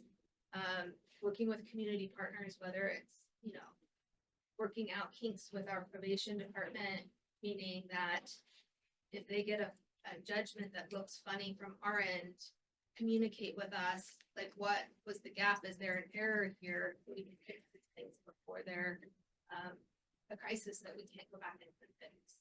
Working with our law enforcement, I'm working with both of our local agencies and one of our team, trying to do more in-house trainings. I historically do at least one a year. I do it this year. I did it 3 times to try to catch all the different shifts, but looking at implementing more of that, going to briefings, going to things, our law enforcement, working with our designated mental health provider, Best Care, to try to smooth out some of our gaps in service. So I think that's 3. Wonderful. Do you have any questions? So I have one, and I think it's more generally actually for the finance group. Obviously aligning with your priorities of recruit and retain. Where do the budget dollars come from for recruiting? Are those independent to the DA's office, or is that an HR budget line item? How does that work for the dollars spent to recruit people for our county? So generally, our regular HR operations handles getting jobs posted and general advertising. If a department chooses to go with a recruiter and actually have like an agency help, they usually pick up the additional costs of that additional agency work. So it just kind of depends on what type of recruitment level, a more general recruitment level, HR handles it. Okay, so does the DA's budget currently account for recruiting dollars? No, we haven't. Historically, when we've had, expended money that came out of my budget versus like an HR job posting or paying for something, because I have had excess budget dollars because of not having the person, that's kind of where that money has been absorbed. And, you know, and we've tried, we have one person here when we went with the recruiting agency. I'm really excited to work with our new HR director on kind of thinking outside of the box of one of the challenges that I found with the recruiting company was they have an incentive to kind of sell this person to you. And is this really a person who wants to be in Crook County, who wants to be a prosecutor? Or is it somebody that maybe got canned from their last job and can't find a job anywhere else? And so they're trying to, what is the phrase? Just, yeah, do you think the way, I know you've worked really hard at this, do you think the way you've done it, I mean, what a change do you think you need to do? I don't like hiring. It doesn't get the jobs posted out there. I think, and one of the things I talked with Megan about is let's do a survey and figure out how are people finding out about our jobs. Like that's one of the things that I would like to be on the question when we have applicants. How did you find out about this opening? My current attorneys, the vast majority of them had no idea. They actually found out about the opening because they reached out to someone at Deschutes County DA's office who at the time didn't have openings, but I obviously worked there for a number of years and have close contacts there. And so then they sent them to me. And so it's been kind of more word of mouth for the applicants. I think we could do a better job of figuring out how are people finding out about the job. And I'm really looking forward to, and I don't know actually the deadline or the anticipation for that new job posting not being on hiring thing that. I don't remember what it's called. HRS, yeah. Yes. NeoGov should make a big difference. Yes. So if you Google job opening, you don't find us. If you Googled like district attorney or prosecutor's job postings, you don't find us. I've gotten out to some of our local law schools, but I think we can do a better job of like sending that out to their career services. I think of just getting the posting on, getting it on our website. Sarah did amazing, beautiful flyers for job postings last year. When I had an opening, we actually emailed it to every DA's office in the state, like every prosecutor's name we could find. I got some calls that stopped poaching. But we have people who want to leave Portland area. Yeah, I would think you come over would, yeah. here, leave DOJ, come over here. So I think that we should be able to access try to scoop up some of those people with the advertising. There's a lot of tools available, obviously, for hiring today that are digital mechanisms that are very effective. And I don't know if there's limiting factors given the type of organization that we are that prevents us from doing things like an Indeed posting or something along those lines. But I've seen great success in using those online boards where it's not a headhunter per se that has incentive to sell you someone potentially, but it creates that posting that gets a little wider breadth. Yep. That people are used to looking for opportunities on. And I think that we don't, not saying we don't, but it's not, many people think that going to a smaller community and working in a smaller DA's office, you have fewer opportunities of growth, you have more. Because I just sent my one of my brand new prosecutors out, who's been here since August, out to a death scene. We're not getting that in a bigger office. So like you have those opportunities to experience a lot more, and take on bigger cases, younger, newer, that you don't necessarily have it. So I think those are the pieces that we can advertise. I have two quick, just maybe respond to them. I don't know if they're questions now. One is there a differentiation in the pay band of what you're offering in those long unfilled positions versus comps or peers or competition? And two, you'd mentioned, and it seems like this is a systemic issue with every parallel department that you have. So your gene pool of applicants, not just here, but everywhere is, it sounds profoundly limited. And maybe you could comment on one or both. So for pay, the county's done a really good job over the last couple of years. Equitable. It used to be, there's a whole wing of former Crook County prosecutors in Deschutes County that left because they were looking at $30,000-$40,000 a year salary differences. We're a lot more in the ballpark now. I mean, there still are some. That's just the reality of being a smaller county with less tax.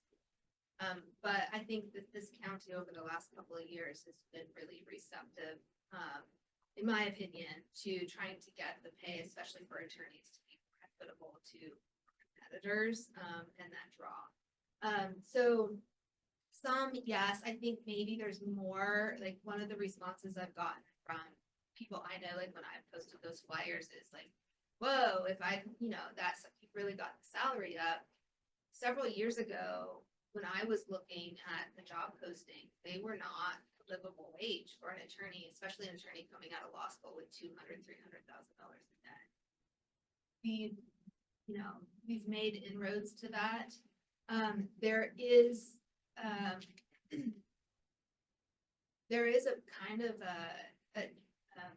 a lack of, I guess, attorneys necessarily wanting to come in to the criminal justice field, to be litigators, to be in the courtroom. That's a special skill set to want to do that.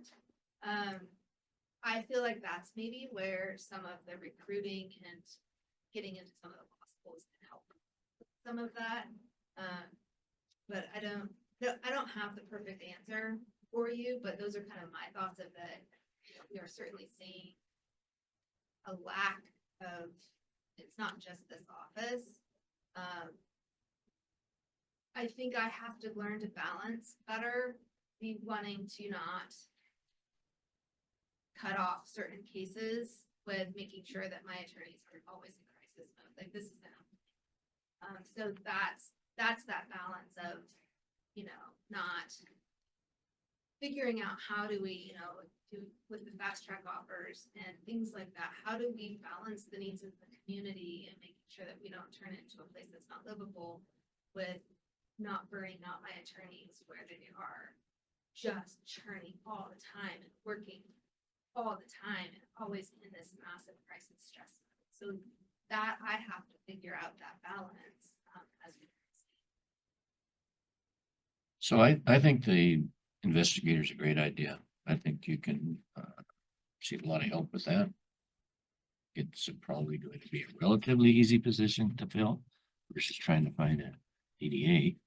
And so I'm very supportive of that. And I think all of us up here, speaking of the commissioners, we love to bring the money this way. So you'll have our full support with anything in legislative that is coming about, and just keep us surprised of that. And we'll be more than glad and happy to I think participate. AOC is kind of, so for the discovery fees, I think AOC is tackling that as and maybe it makes sense for me to do an update at a meeting as I learn more with our legislative updates. I'll try to keep you all in the loop of those legislative fixes. And exploring grant funding and things, all of the things, like I think that it's important to explore every way to relieve the burden from the citizens, knowing that this job takes humans to function. Thank you for your support. I appreciate it. Thank you, Carrie, Thank for all you. you do. Scary. Okay, we're done for the day.